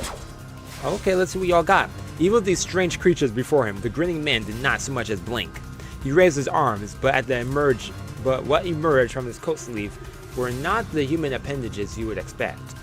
In their place, fiendish cleavers more than a foot and a half in length.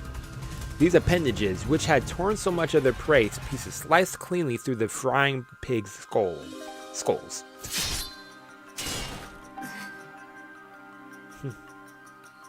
His limbs froze in place. The pig's bodies were sliced perfectly in half. And then, bisected from head to tail, the pig's innards became a alligator jaw and clamped down upon the grinning man's arms. From fingertips to shoulders, they were swallowed whole. It was all it took to rob the man of control over his entire body. Another shiver of fear. These were not mere pig familiars. Immediately he realized that these were stapler monsters disguised as mere pigs.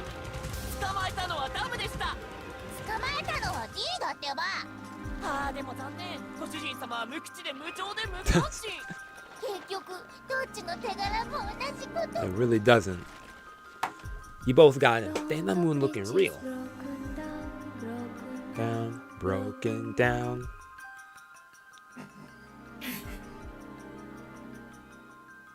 Impossible. His presence murmured 3 times. Not possible, not possible, not possible? Talking pigs were one thing. Even having one's arm chopped off was in the realm of occupational hazard. In an instant, the wood was enveloped in a dense weave of magical energy. Though vexing, it was still impressive. None of these facts are particularly extraordinary. These rare familiars, their bizarre attack, and sheer innate magical energy to overwhelm others. He had experience with all these things. His employer was skilled enough to achieve all of this as well. However, yeah, how long are you gonna hold him? Huh?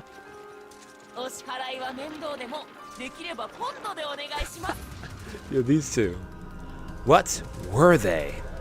Not vessels, not living creatures, not beings powered by magic circuits. Even though only his arm had been bitten, none of his body would move. Not creatures, not powered. Okay. There was nothing like being bound or weakened. This felt more like he had become words written in a book, fated to keep their page. As the grinning figure's deformities indicated, he had overcome numerous curiosities and monstrosities, illusions, enthrallment, compulsions, freezings, petrifications, and petrifications. Power granted to only the pinnacle of mystic eyes. Oh, okay. From poisons to magecraft, he had weathered a great deal. But this was something different altogether. The penalty that bound him now was based on a different principle by blood, flesh, oxygen, or heat. It was an unknown restraint that followed no rules he knew. Indeed, though it was terrifying to admit, it was as if he'd encountered something alien to everything in this world. Huh.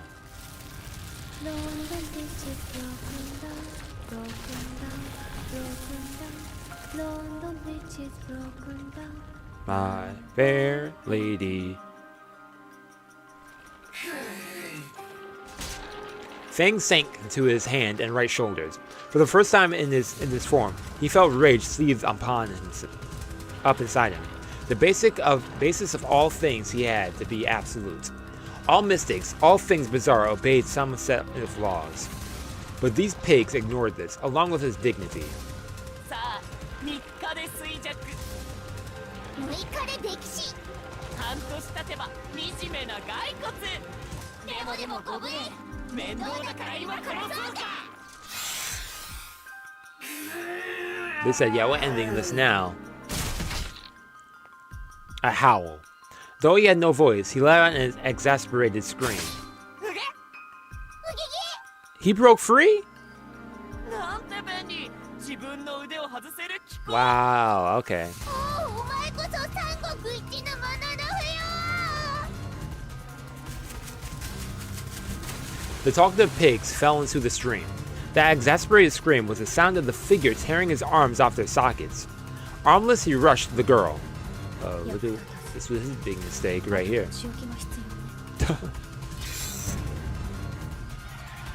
He may have lost his mangled arms, but not the object of his malice.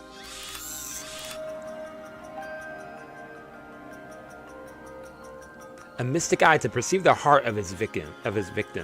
A magic circuit designed to stop a beating heart. Okay. It was beautiful in its simplicity. At point-blank range, it was the equivalent of an unavoidable shotgun blast.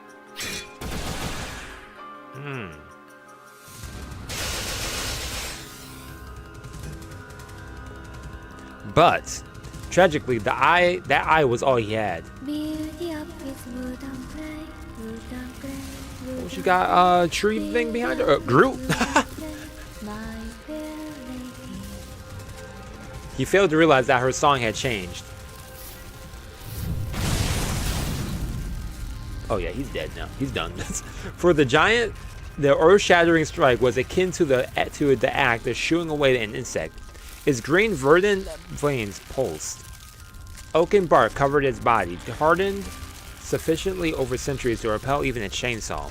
On his forehead, inscribed in all manner of colors, was the word MF. Though judging from its misspelling, the inscription was purely decorative.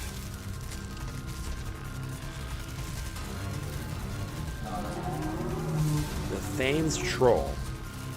It also went by the moniker Falling Down. Or alternatively, the Great Bridge. Admired in different forms, it was the first of 4 miracles. Okay. The giant responded to the girl's words. With root rent deep in the earth, it raised his left arm to the heavens without moving a step.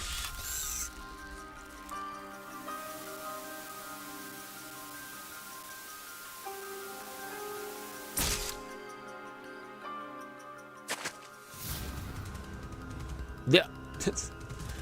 Elsewhere in the forest, the grinning figure who had chosen to flee the battle was running through the night forest at full speed. Is booking it.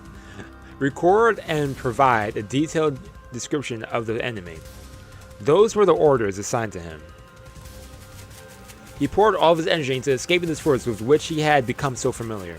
In the case of an emergency, the plan was for one to challenge the enemy, while the other made a tactical retreat in order to report to the master.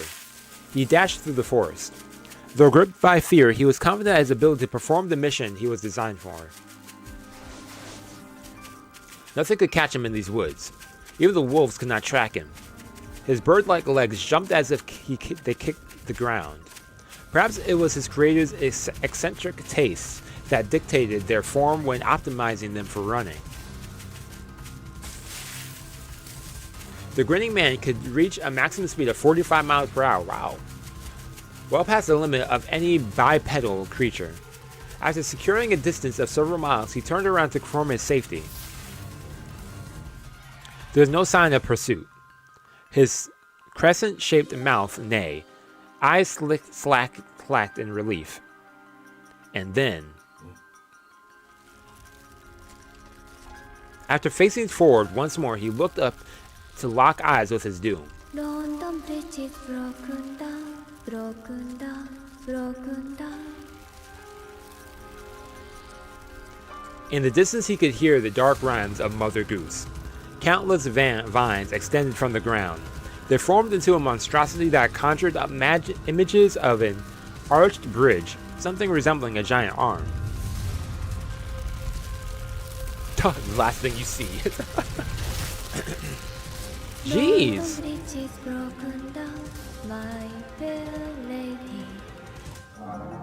The London Bridge. 最終報告生還は困難 Yeah, survival unable to 解 complete. 析は困難転送は困難状況を終了しますはあ主よどうかこの身を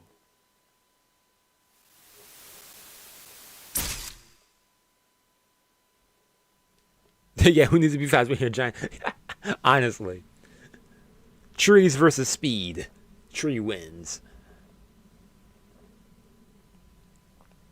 済んだよね。お疲れ様。戻ってテムズ。Thames. 次はもっと高価な場所ならいいのだけど。The girl turned her heel. The invaders who had set up shop in the woods were eliminated. She had no interest in whether they had been good or evil, nor how many victims they had claimed. The shackles of civic society held no sway over her. That was the way of a pure-blooded witch, the way of a mindster. 僕たちはねえ僕たちは腕この腕抜けないんだけど噛んだままだと僕らも動けないっていうかさひどい飛べない豚に用はないと次はお役に立ちますきっと生まれてこの方失敗続きの僕らだけど You're not helping that. That was a terrible argument. We'll do better next time, even though we're screw-ups. But yeah, we'll do better, you know? It's like... 壊れるまでに一度くらいは褒められたいね The girl let out a sigh and stepped into the stream. She removed her gloves and dipped her slender fingers into the ice water. 6の目は出すなって言うけど6の目しか出ないようになってるわよね。あら。Roll sixes. There's no response from her melancholic tone. In place of the once boisterous pigs who were two black dice, now sitting in the palm of her hand. As the girl was about to say something to the scattered remains around her, she realized something that made her put a hand in her mouth. To her お別れ mouth. は済ませていたわね。目ぐらいは聞いておくべきだったかしら。No. Huh. Her slender pale fingers traced her lips as if reluctant to part from them. Sighing again, she calmly left the dark woods the same way she has entered.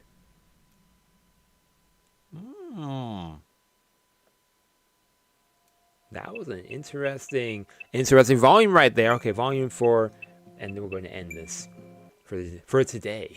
For today.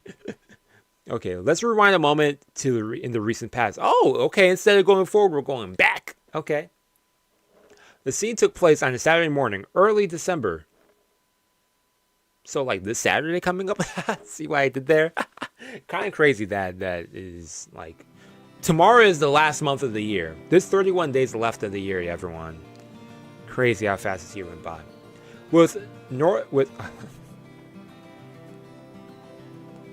Okay, I was about to say with North period. Okay, with third period over just before lunch, the only activity that remained before the scholastic day ended was homeroom. Two of Class C students, Soichiro Shizuki and Hosuke Kinomi, were waiting for their homeroom teacher, Kazuki Yamashiro, and could not leave until he arrived. The rest of their classmates were chatting idly in the classroom. Class A's Tobimaru Tsukiji was killing time alongside them. Okay, Tobimaru. Look at Sojiro making some friends. I'm happy for him. The listless trio discussed their weekend plans and they learned of the veranda's railing. 木の実はベアでアルバイトかバカ誰が日曜まで働くかったよな Sojiro like, hey, people who need money, man. 明日はほら B 組の子たちと遊びに行く予定だったんだけどななんかうちから出られねえ Nah, man, they just didn't want to hang out with you. Let me not be mean like that. それはつまりまた振られたのかぐわ直撃言いづらいことをまっすぐ言うよねしずきくん Yo, ってば Sojiro will be blunt with it. そりゃ毎日てめえ Oh, の it's you. Toby Mario, okay. って言葉を覚えるだろうよ。自滅するのは勝手だけどな。くれぐれもその字に変な遊びを教えんなよ。I say, oh, that's そ Toby りゃ Mario 殿下の because 方じゃねえの I remember seeing some promo art for a lot of Witch on the Holy Night, and I saw him. I was like, oh, I'll give that. So okay. 築地はマジで腹黒いからよ。こいつの頭の中はほら、あれ、ゴミ捨て場の張り紙あんな感じだから、くっきり使えるもんと使えないもん分けてんだよ。ああ、それは知ってる。ところで唐突に思ったんだが、飛び丸の中じゃ木の実はどういう扱いなんだ？そうだな。粗大ゴミ回収は金でももらわねえと割り合わなくなるんじゃねえか。国が無料で回収するのはそろそろおしまいってとこ。That's messed up. That's yo, Toby Mario. That was cold, man. はあ？何言ってんのお前。使い古しの That タンス was とか mean. 高く売れるじゃん。 That was- 俺みたいな開封即使用みたいな男がこれからのトレンドなわけでしょ。ほら、コンビニで売ってる使い捨てカメラとか大人気だし、ようやく流行が俺の消費文明に追いついたと。じゃあ木の実はバイトと。飛び丸は？ yeah, this is okay. Anyways, enough of Yukinomi. Well, yeah, what about you, Toby Mario? What are you up 来る to? からね。ちゃんと俺の時代。I believe in Yukinomi. 俺はちょい仕様だ。親父の客が来てるんで接待しなきゃなら。街の案内をして Guess く of れ his とさ。 father's. Giving a tour of the city. Okay. 聞けよ。人の話聞けよ。あのよ、俺は妹の相手してやるだけなんだよ。隣のクソ中華飯店の手伝いなんかしねえよ。Huh. その字は明日もバイトか？ You said, yeah, I work every day. いや、それが Oh! 一日空いてる。今日はこれから遊園地でアルバイトだけど。So there's a music park in town too? Or a city? Okay, it's cool. それって魔のきついランド？ Huh. タフだね、しずき。あそこのバイトは柔道部の連中でも値を上げるって話じゃんか。Yeah, and they did judo.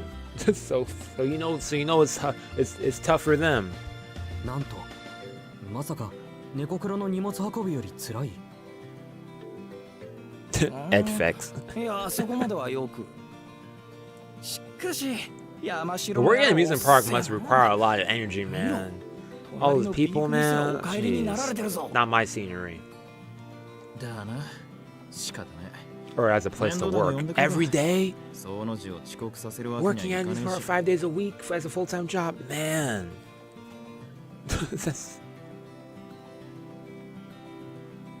That's a long day. And as if by design, the moment, I mean, teach your own, but not for me. And as if by design, the moment Toby Mario, Tsukiji stood up stood warily from the balcony railing. The school's PA system chime rang. Time to get back to class. Oh man. Sojiro, man, you cannot catch a break. It's always class 2C, man. An awkward silence fell upon the three. After a long 5 seconds, Sojiro said goodbye and headed back inside.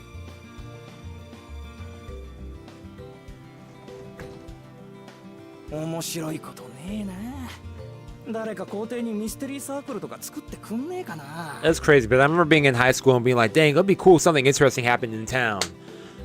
I look at all these animes and stuff, world-ending things, I'm just like, bro, I'm kind of glad. In a way, I'm kind of glad, but, I mean, like, geez. Kinomi grumbled, slouching his shoulders and succumbing to his lethargy. 他人の妄想力に期待すんなよ。刺激が欲しいならてめえでイベントを起こせ。ほら、クラス分け発表の時よろしく。青崎に突っかかればすぐだぜ。蘇るトラウマやだよ。会長の大立ち回りは面白いのを通り越して恐ろしいよ。善良な一男子生徒としちゃ美少女が転校してくるだけでいいんだよ。まあ普通の子じゃつまんないからハリウッドのプロデューサーとかイギリスの歌姫とか。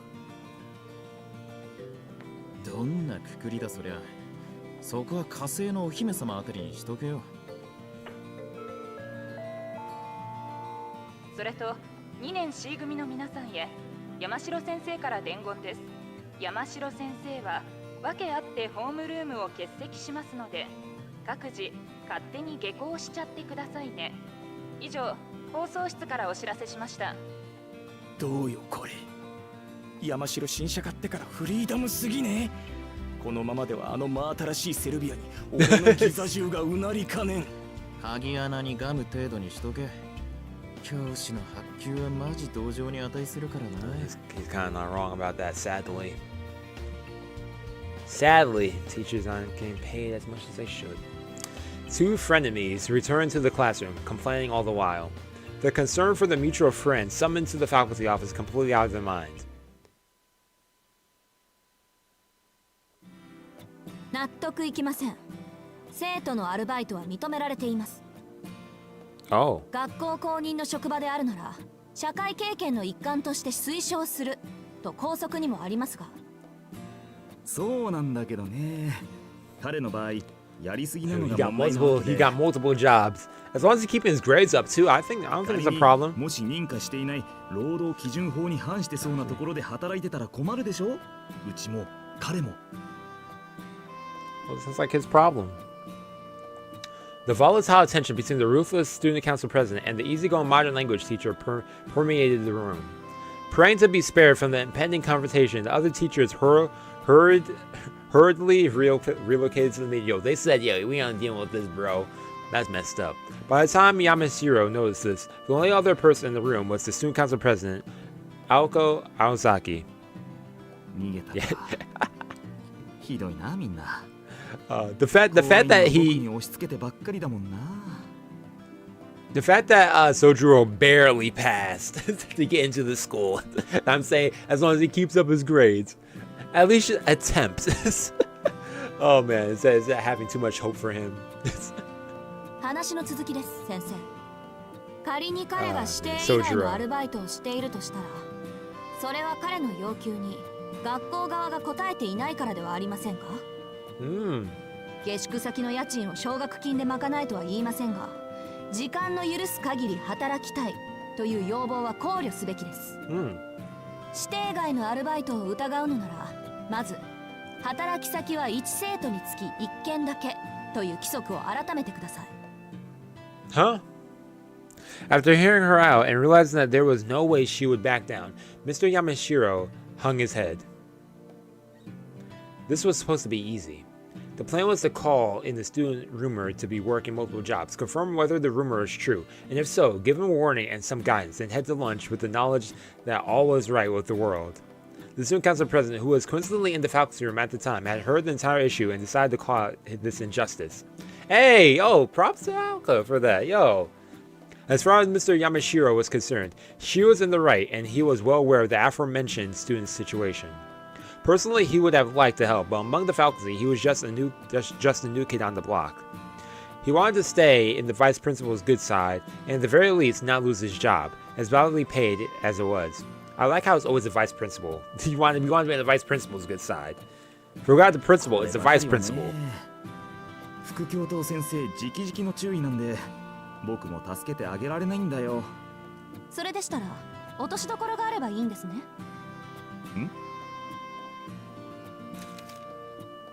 The student council president removed a document from her bag.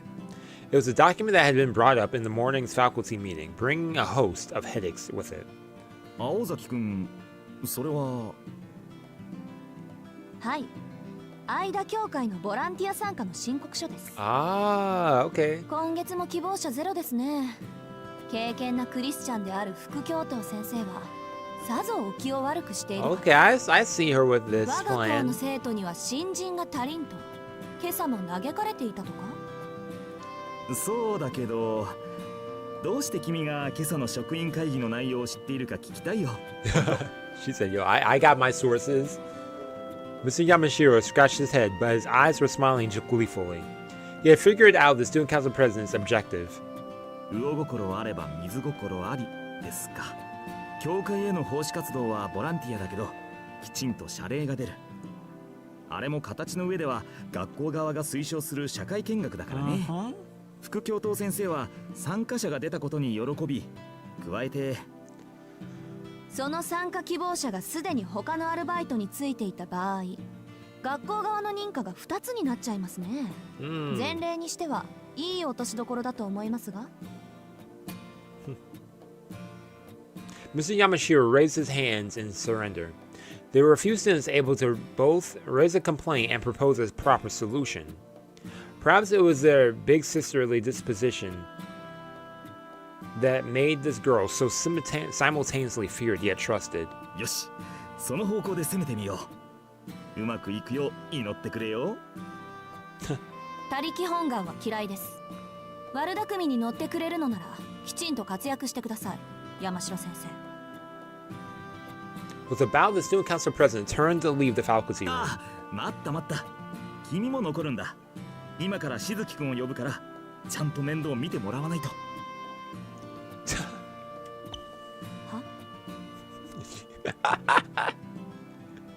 The girl's cool eyes narrowed. Unable to process what she just heard, her expression turned to a scowl. He was like, okay, you're explaining this to him then. いや、参加希望者は一人より二人の方がいいだろう。Oh! That's messed up. 青崎くんがフォローしてくれるなら、僕も安心だしね。ちょっと、先生。ああ、放送室。2年 C 組のしずき宗十郎くん、至急職員室に来てください。Okay, that's... 放送お願いします。だから先生。いやー、これで万全だ。まさか女性の種が同時に消え去るなんて。Oh man. ついてる。Yamashiro, man. ああ、けど青崎くん、ずいぶん親身になってくれるんだね。何？もしかしてああいうのがタイプ？あ、放送室さん、ついでに生徒会長が心からお待ちしていますと付け足して。って山城！Dang.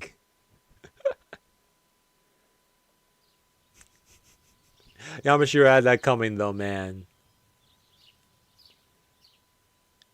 The next day, a pleasant Sunday, Sojiro was awake 2 hours before the time he was supposed to meet her. Oh, so he's hanging out. Okay. After getting up, he decided to go for a leisurely jog to clear his mind, but lost among his own thoughts, his 30-minute jog turned into almost an hour. Upon realizing, he rushed home. After thoroughly racking his brain over what to wear for the occasion, he decided upon wearing his school uniform. 午前10時、三崎中央公園の東入り口で待ち合わせ。Yesterday in the faculty room, when Aoko Aozaki had shared the time and place with him that day, she said in such pain on her face, maybe she was fighting a headache at the time. しかし、青崎の風邪は治っているのだろうか。Sojiro muttered, his words of concern misguided as they were. In any case, he waited for about 5 minutes. At precisely 10 o'clock, the student council president appeared. おはよう。いつものことだけど、時間だけはぴったりよね、あなた。ひどい顔ね。もしかして気分悪いの？いや、体調はいいと思う。 He waved off her concern. だがしかし、青崎は制服だった。ええ、学校の行事だもの。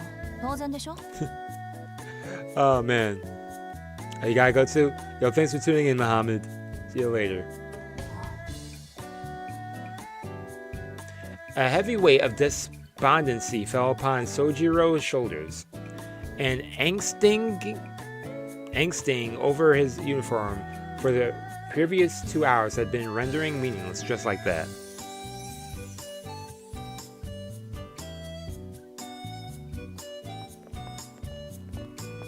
The duo, clad in their school uniforms on a day off, walked by the train station. In the beginning, Aoko had made efforts to give Sojiro a thorough lay of the land, but today she only shared the bare minimum of explanations. This is partly because, surprisingly, Sojiro had become well accustomed to the town. which restaurants were good, which shortcuts to use in a rush, and why the nearby bicycle shop was better than the department store by the station if you wanted to buy a bicycle. Things a local would know. But the other reason was because it dawned on Aoko how the two of them conversing might look oh, she's saying, oh man, it look like these two are dating? 話は変わるけど、具体的にどんな労働内容なのか、そろそろ聞いていいかな。From here on, volunteering at the church meant that the school would tolerate his multiple jobs. Sojiro had quickly agreed to the tempting offer, nodding like a bobblehead. But, as was typical for him, he had failed to consider the content of the proposal. まあ、そんなことだろうと覚悟はしてたけど。あなた、間教会は初めて？教会なら2回目だ。珍しい建物なんで近寄ったら、中の人がタダでお菓子をくれたんだけど。Got that candy for free. He pondered with all sincerity how exactly a church worked. His contemplative posture made him appear as part of a philosopher, but after all this thinking was concluded, I guess they started taking your money on your second visit. Such was the extent of Sojiro's concerns. 普通そういうことは子供にしかしないんだけどね、あの教会は。Aoko sighed at the lost little lamb. で、どんな人に会ったの？神父？それともシスター？それは綺麗な女の人だった。Oh. じゃあユイカさんの方ね。今日会った Sister らお礼を Yuika. って必要ないか。あんたのことだからそのあたりはきちっとしてるだろうし。仕事の話なら簡単よ。学校でやってることと変わらないから。あの教会、規模の割に人数が少ないのよ。Aoko picked up her pace as they headed for the church. Somehow she seemed like a general invading enemy territory, and made Sojiro's furrow his brows in discomfort.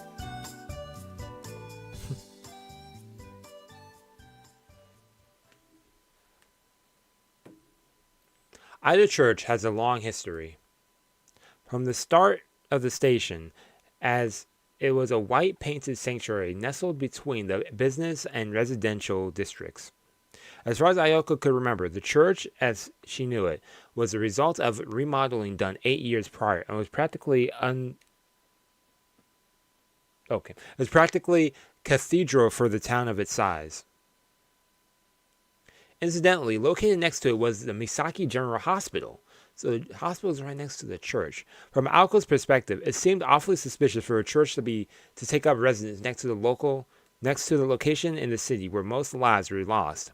Though the only two who were aware of this opinion were her roommate Alice and the priest. 青崎はこの教会に縁があるのか？私はこれっぽっちも。もう過去に戻って改ざんしたいぐらいみじんもないけど、うちの父と祖父は長い付き合い。Okay. ここの手伝いなんて、忌々しいことに小学生の頃は毎日してたもんだけど。The more Aoko spoke, the more twisted her expression became. Recalling this made her want to grab it by the proverbial collar, give it the proverbial one-arm judo back throw, smash its proverbial head into the proverbial ground, and kick the proverbial living daylights out of its defenseless proverbial torso. Wow, a lot of proverbial stuff right there, huh? Since her so-called trauma, that if it were anthropomorphized, it would take more than a 5-round beating to satisfy her thirst for vengeance. That's the response to that, man. Same. It was in this moment he became aware of Aoko's mood, that Sojiro began to fear for his safety. Perhaps attracted by the noisy murder of crows outside the church, a woman in a nun's habit, whatever, emerged from the front gate. Is this Sister Yuika or whatever? 当教会は暴力団関係の方はご遠慮いただいておりますので、日を改める、あるいは生き方を悔い改めた後、社会的な罪を償ってから門をくぐっていただきたいのですが。青崎青子です。シスターユイカ。まあ、青子さんでしたか。I don't trust this lady. 驚きました。昼間のうちにあなたが来るのは久しぶりです。そうですね。いつもは夜に呼ばれて神父様とだけお話をしていますから。まあ意外ですね。1年近くまともにお話をしていません。はま、この先だって一度もないでしょうけど。You could tell she didn't want to talk to her. あなたも随分と立派になられたようでがっかりです。何より今の気配は清らかな少女とは思えないほど悪辣でした。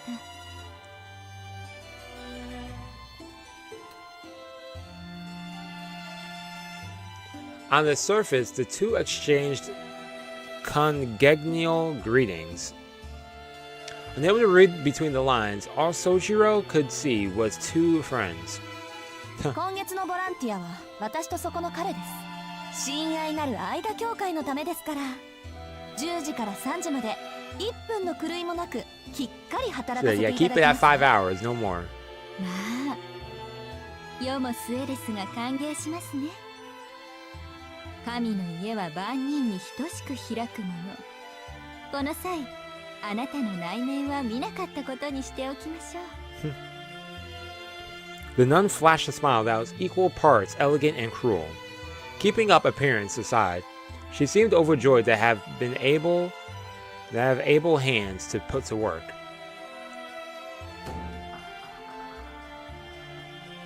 The sister introduced herself as Yuki Suse, and thanked Sojiro, who had volunteered of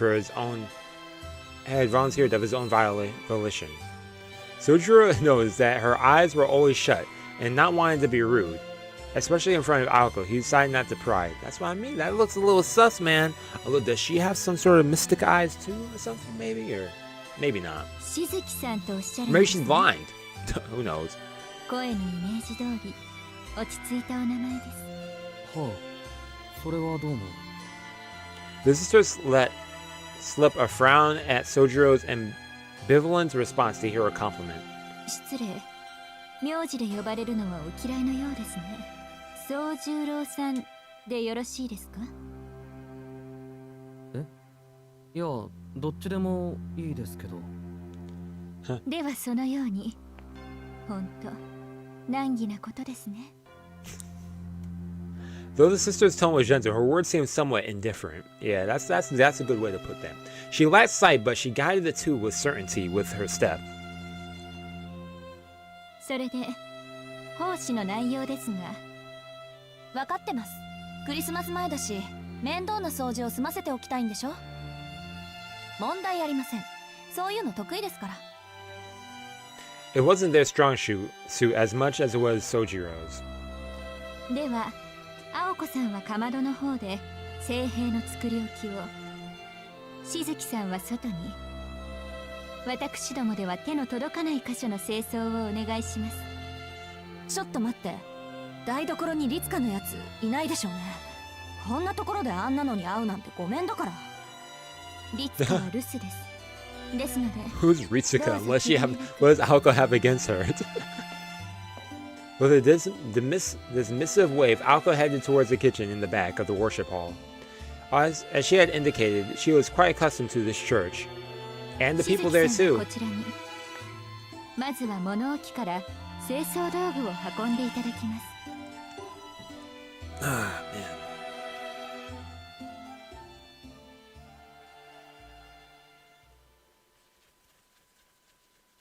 The work entrusted to Sojiro did not require any particular skill.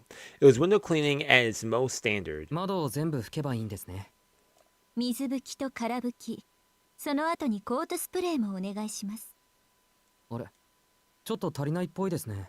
では届く範囲で結構ですので、よろしくお願いします。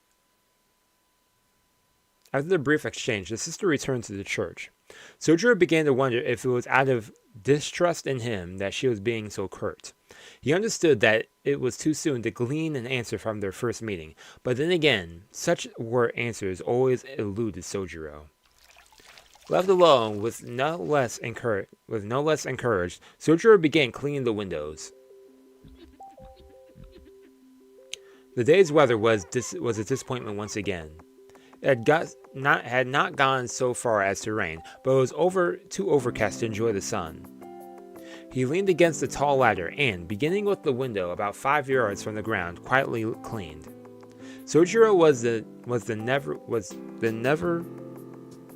never the kind of person to mind physical labor.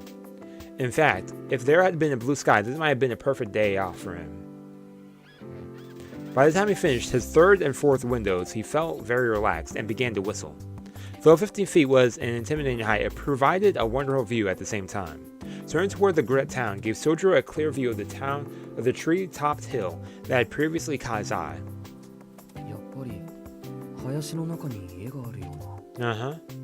The hill and the woods just outside of town. From there the forest overlooking the sleepless city, looked like a foreign castle. This must be Ritsuki. Just then, lost in his own thoughts wiping the windows, Sojiro was pulled out of his trance by someone pacing below him. He looked down and saw a girl, her unkept clothes otherwise contrasting with her kind visage.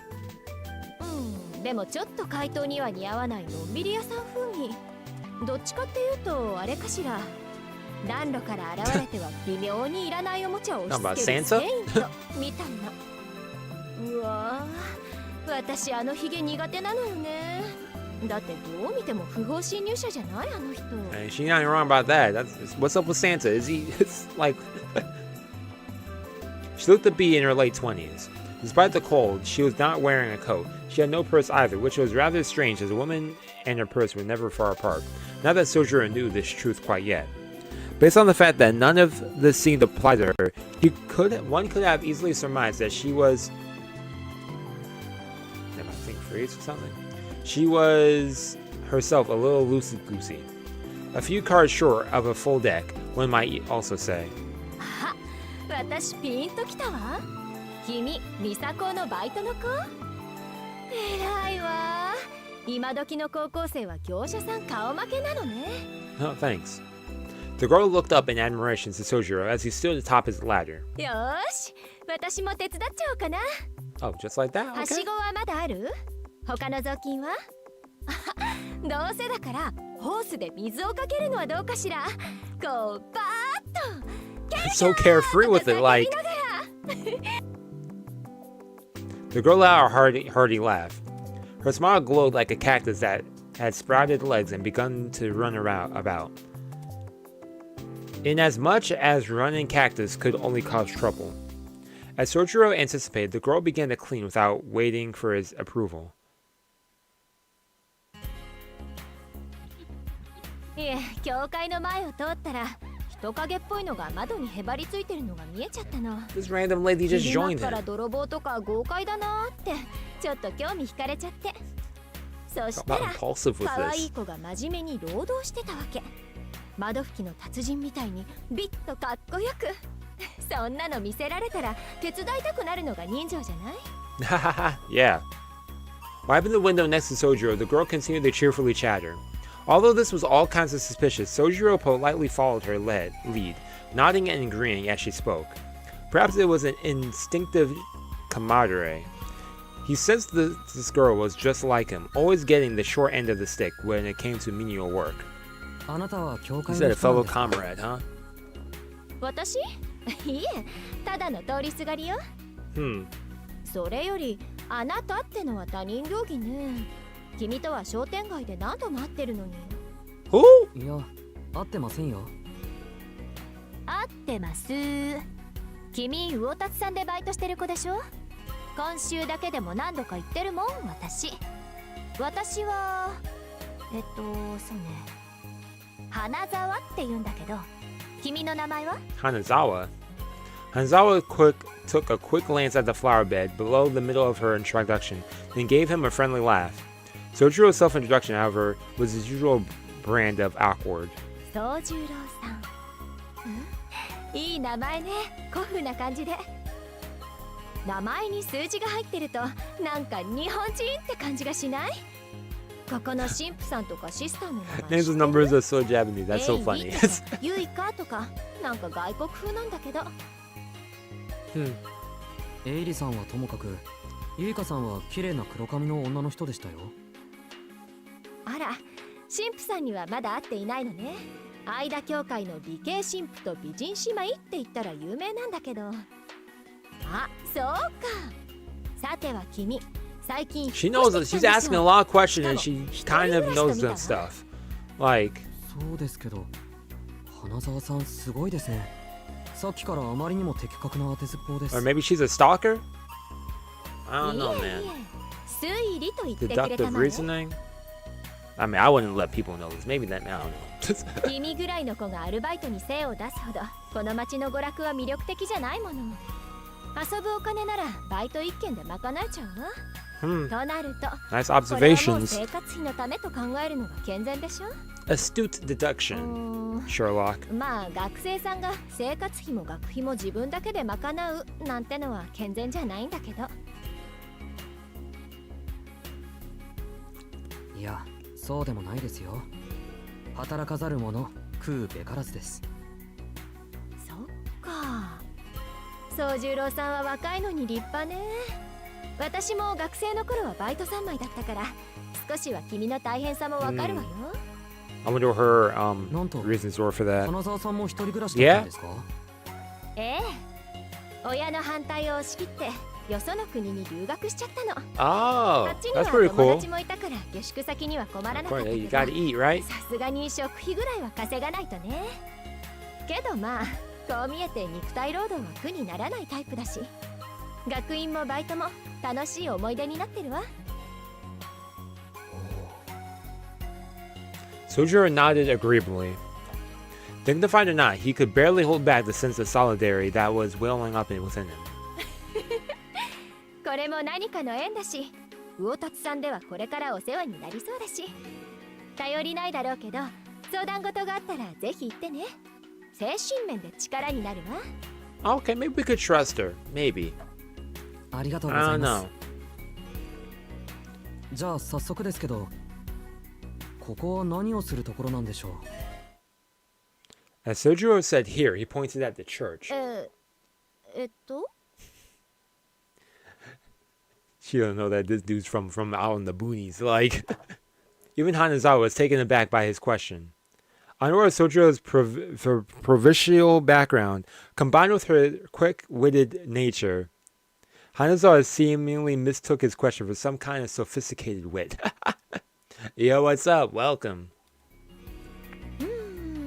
そうね。 Bro said, what's this? She's like, yo, what are you talking about? The church? 心の安全を扱っているというのはどうかしら。いえ、安全というよりは鎧？継ぎはぎのバリケード？とにかく本人はちっとも鍛えられないってことは同じよね。あとはパンとワインも分けてくれるわね。 They got that bread and wine. 無料でですか？ Ooh, wine. もちろん。 Wine. 止めるものは勝手に置いていくって話。Oh, man. あとはそっか、これが一番大きいんだけど、収入に税金がかからない。心の安全は扱いが難しいけど、きちんと売り物にできればノーリスクハイリターンよ。はあ、よくわからないですけど、ピンチの時はここに転がり込めばいいんですね。 That's a good way to sum it up for him. それはおすすめしないな。 Well, thing is, that's kind of ご利用は月に subjective, 1 but 回、気休め程度にした方がいいと思う。the rag squeaked as the two carefree souls continued to wipe down the windows. Whistling as they went, they shined up one window, then another, then another. そうだ、もう一つあります。ここから見えるあの森、何ですか？森？あの山の上にある森のこと。 Oh yeah, you don't know about the woods. You don't know about the rumors in this town. あれは山じゃなくて丘と言うべきです。 As someone raised in the countryside, Sojiro's pride would not allow for the amount of dirt to be called a mountain. He said, nah, it ain't no mountain, this a hill. そう？ Sojiro, you live in like the Alps, man? Like, 使うんだけど、ま、そっちの方がよりらしいわね。as if it was a shadow fell over her till now sunny disposition. She was undoubtedly a beautiful woman with very lovely features. But as Sojiro looked at her in that moment, her smile melted away, and he saw how disturbed she was at his comment. When it came down to it, あれは丘です。それとほら、ここから煙突みたいなの見えますけど。Yo, Sojiro doubled down on that. He said, okay, I know you're a little mad that I called this mountain a hill, but this is definitely a hill. Like, yeah, what's that chimney? Yeah, there's a house up there. Sojiro is not one to closely watch people's reactions and fuss over his speech. あれは本物の煙突よ。あの森は全部私有地なんだけど、その中に Oh, it's private property too? Okay. でも私有地だから。 Interesting. Okay, I didn't know it was also private property. 通称クオンジのお化け屋敷ってね。クオンジ。近所の皆さんは気味悪がってるし、あんまり近寄らない方がいいんじゃない？あんな小さな森なのに遭難したとか野犬が出るとか物騒な話には事書かないから。野犬って都会にも野犬？たくさんいるわよ。この教会の裏手の空き地にだっているし、ここの神父さんは物好きだからパンとかあげちゃって、それでワンちゃんの巡回ルートになっちゃってるんでしょうけど。とにかく君子危うきに近寄らずよ。あの森には入らないのが町のルールなの。そもそも私有地だし、入ったらおまわりさんを呼ばれちゃって、そのまま交番でお説教タイムなんてあんまり楽しくないでしょ。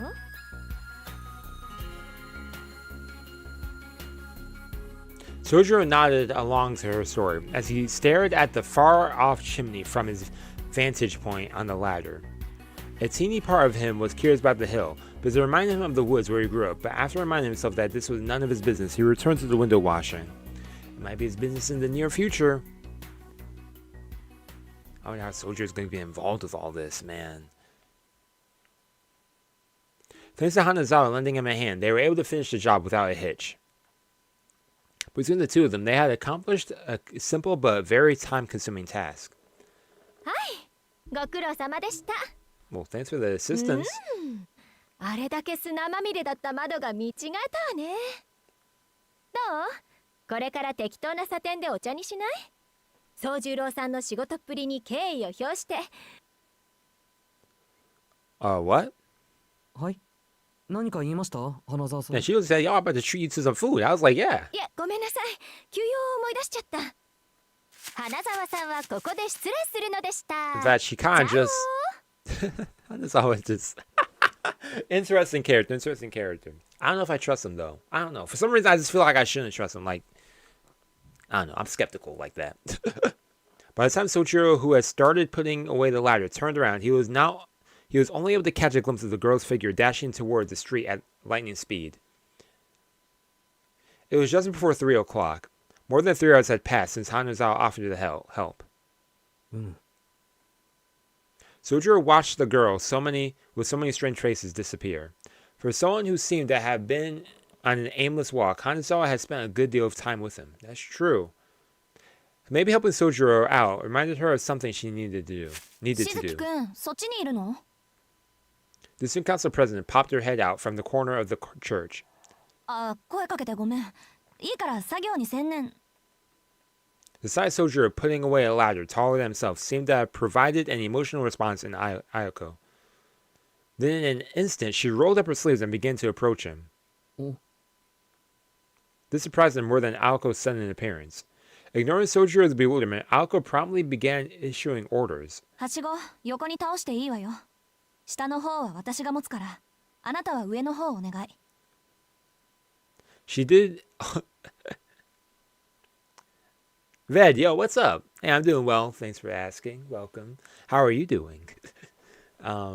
She did all of this so matter of faculty, and Soichiro began lowering the ladder before he even had a chance to insist that he could do it by himself. Oh, okay.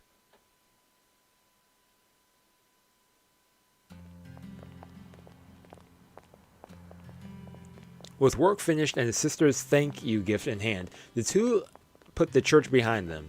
Since Aoko apparently had something to do around the station, they decided they would walk together until they got there. That's nice. でも、本当にアルバイト慣れしてるのね。He really is. Beneath the orange-tinged sky, Ako spoke more as though she was expressing her thoughts out loud and striking up a conversation. そうか。青崎から見てそうなら少しは嬉しいな。Hey, hey. So humble. Sojiro gave her an earnest smile. But then again, he had been beaming ever since he received his pay. I feel that, man. Yo, I'd be hype after getting that pay too. Ooh, is tomorrow payday? I think tomorrow's payday for me. Speaking of which, my phone's dead. I can't even check, man. How far you like? Yo, so far the story for this has been pretty well. It's been pretty great. Definitely has me intrigued. And I mean, this is just the beginning, so I see them already sprinkling some things that they eventually connect the dots and stuff, and seeing how it'll build up and everything. So those one things will be eventually revealed. So that's me. Crack myself seeing myself in video. But anyways, but so far, been a great start so far. Great. I'm really enjoying the story.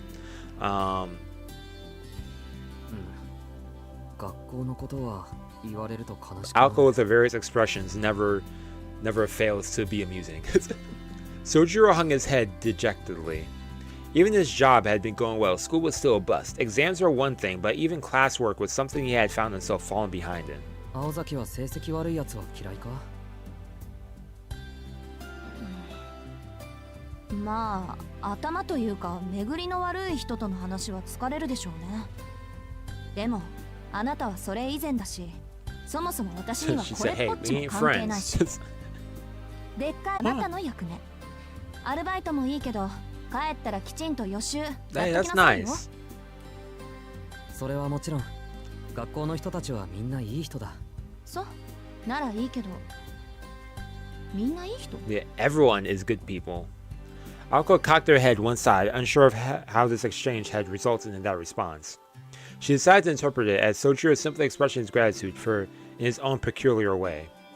ところで、参考までに聞くんだけど、あなた他にどんなバイトしてるの？ Look at her keeping an eye on Sojiro, helping him out. 商店街が多い。魚のお店とか、花の店とか。I work all over the shopping でも昨日は district. 隣町まで遠出したな。遊園地のアルバイト。Since the only school-authorized locations were in Misaki Shopping District, his response was as much as she expected. That is, except for the decidedly unexpected last part. Yeah, a job outside of town. Yashirogi. Huh. They mentioned Yashirogi in the beginning. The town over. Oh, that's pretty cool. それは体力勝負でしょうね。 That's a lot of physical work. This left Alco rather impressed. Transporting amusement park machinery was not a job that students did willingly on their own time. でもいいな。私、キッチーランドって一度も行ったことないの。三崎町に住んでるのに。Kitsy Land, that's what it's called?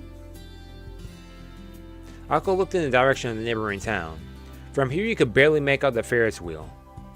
The round steel frame of the wheel, illuminated by the sunset as it was, reminiscent of an old gravestone. そうか。それは金銭的な理由で。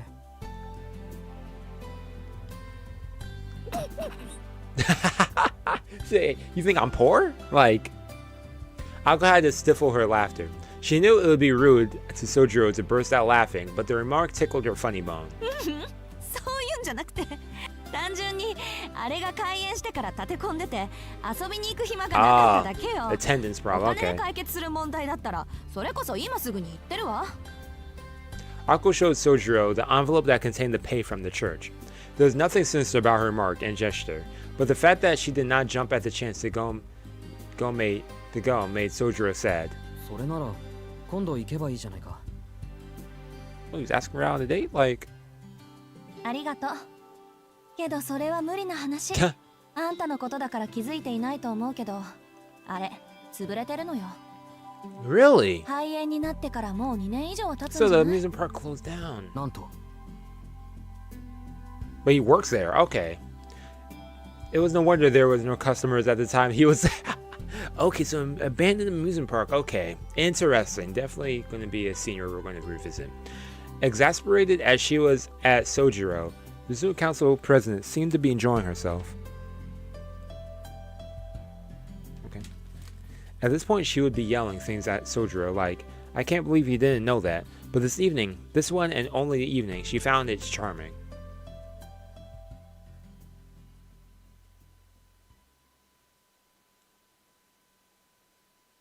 That ends Sojiro's day. They parted ways and Sojiro returned home in his apartment, immersed himself in his studies, and before he knew it, it was time to go to work. The major cultural difference, though certainly was not the only point of difference between city and country, was the use of time. It did not matter what part of the city he was in. Time flowed far too quickly here. Failing to squeeze even a drop of knowledge from his textbooks, he put them away for the day before heading into town.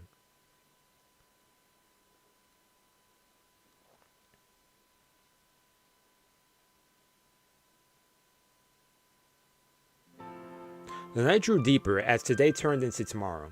Sojiro reversed his collar and protected his neck from the bitter cold and began to make his way back home. Not a soul to be seen, no dogs scrounging for food, no late night hot shoppers. Why would there be? The solitary convenience store, oh, I clicked too quick, were in the area closed at 11 o'clock.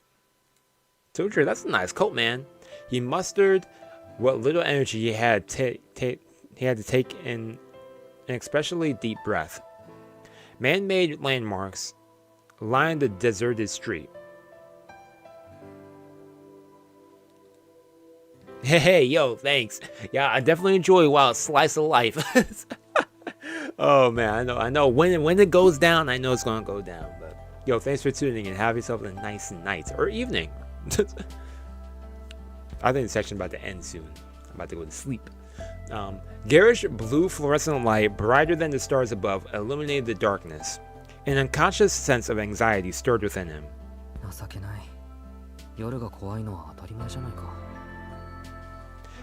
A chill crept up his spine as he attempted to mask his weakness with words. Stay out of the dark. Stay away from the deserted places. Yeah, that's what people told him in the beginning. Whether it was for some deeper reason, or perhaps the fact that he looked so helpless. Everybody he had met in his life seemed to warn him of those words.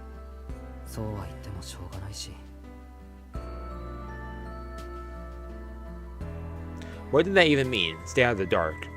Nowhere in the city was without light. Everywhere from the bustling train station to the remote residential areas was illuminated by artificial light, not least the main roads. Scary was scary, but this kind of fear was a different sort than what he'd felt in the mountains. And the most likely source of his fear was the fact that this place was governed by starkly different rules. The way in which the city meted out justice was terribly imbalanced. And to the provincial Sojiro, his lack of familiarity with the laws of the land terrified him far more than the dark. And the mountain's reputation came swiftly to those who broke the rules. Take a game trail, for example. Those who unwittingly trespassed in the animal kingdom's domain, as a matter of course, be savaged by the native wildlife. Accordingly, in Sojiro's mind, an offer paid the price for one's mistakes immediately. It was not a matter of who punished whom. It's simply that the one who broke the rules would meet instant, tangible retribution. He felt that, in his regard, the laws of the city were far too ambitious. One could meet their demise without ever knowing whether he was in right or wrong. To put it simply, retribution was delayed. To take the analogy of a step further, back home in his village, no one individual had been given the responsibility of maintaining order. In the city, however, someone was put in charge of punishing lawbreakers on behalf of the kind-hearted citizens who lived there. While crime and punishment in the mountains were synonymous, in the city they were two separated, and the unrelated person who brought judgment after the crime had been committed. Entering places that must not be entered, seeing things that must not be seen, breaking laws had consequences. Okay, yeah, we get it, okay. Like, the result of all this was the safest way to survive the city was not to stick your nose in the affairs of others. Basically, mind your dang business, man. When the people who cared about Sojiro told him to stay away, they probably meant, if you don't, Nobody will be able to help you. いけない。また近道しそうになった。 No matter how much of a nuisance these obstacles were, one could not climb over a neighbor's fence when one's apartment was just the other side. If the people inside happened to be awake and called the police, nobody would lift a hand to help him.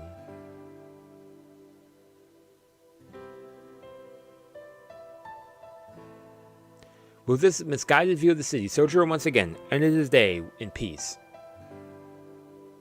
Unable to fall asleep right away, he gazed out his window upon the night sky from the floor of his apartment. The cityscape had caused him to tremble in fear when he first moved here. The convenience of solving almost any problem with the flip of a switch. The novelty of living a wall away from a complete stranger. It all disappeared into the night sky when he looked up. Unconsciously, he recalled his own words. What a dim star, what dim stars, what a cramped sky. Here, there were no starry nights. He could he even survive here? The same misgiving since his first night continued to haunt him. His eyelids fell shut. Although he was fraught with worry, Sojiro's body felt the fatigue from his work and studies, and thus he fell fast asleep. Fall asleep, Sojiro. Go to sleep. Okay, there we go. I was like, sleep, Sojiro, sleep! Wait, what's this right here, though? Is this all just chapter 1? Okay. Wait. So next is a little happening last night. So what's this over here? 7 days of spinning. Okay. Anyway, let me make another save. Okay, save location is the third one. Bring me to the title. Sounds like, did it save again? Anyways, thank y'all for tuning in for the first chapter and half of Witch in the Holy Night. I'm done. I'm tired. So I was like, Sojiro, please go to sleep, man. Stop talking, man. Stop with the monologue. I get it. You're getting used to being in the city. My phone's dead. My battery on my laptop's about to die from me seeing how the stream looks. Thank you for tuning in. Next stream for this will be on Monday. I think about doing it tomorrow, but I'll see. This is probably like a Monday, Thursday stream, since those are the days I usually am most available. So, yeah, see y'all on Monday. If not, then maybe tomorrow. There's a slight chance I might be here tomorrow, but I'll say Monday for sure, for certain. So, yeah, until then, have yourselves a nice night. See y'all later. Looking forward to what's more to come with the storyline, and yeah, that's pretty much all I gotta say. Let me get my closer set together. It's been a while since I closed out a stream, man. Wow, it's been a while, but anywho, I'll see y'all later. Have a nice day. Peace and out. I have some more Fate Grand Order stuff on the channel as well, and off content on the channel. See y'all later. Again, peace and out.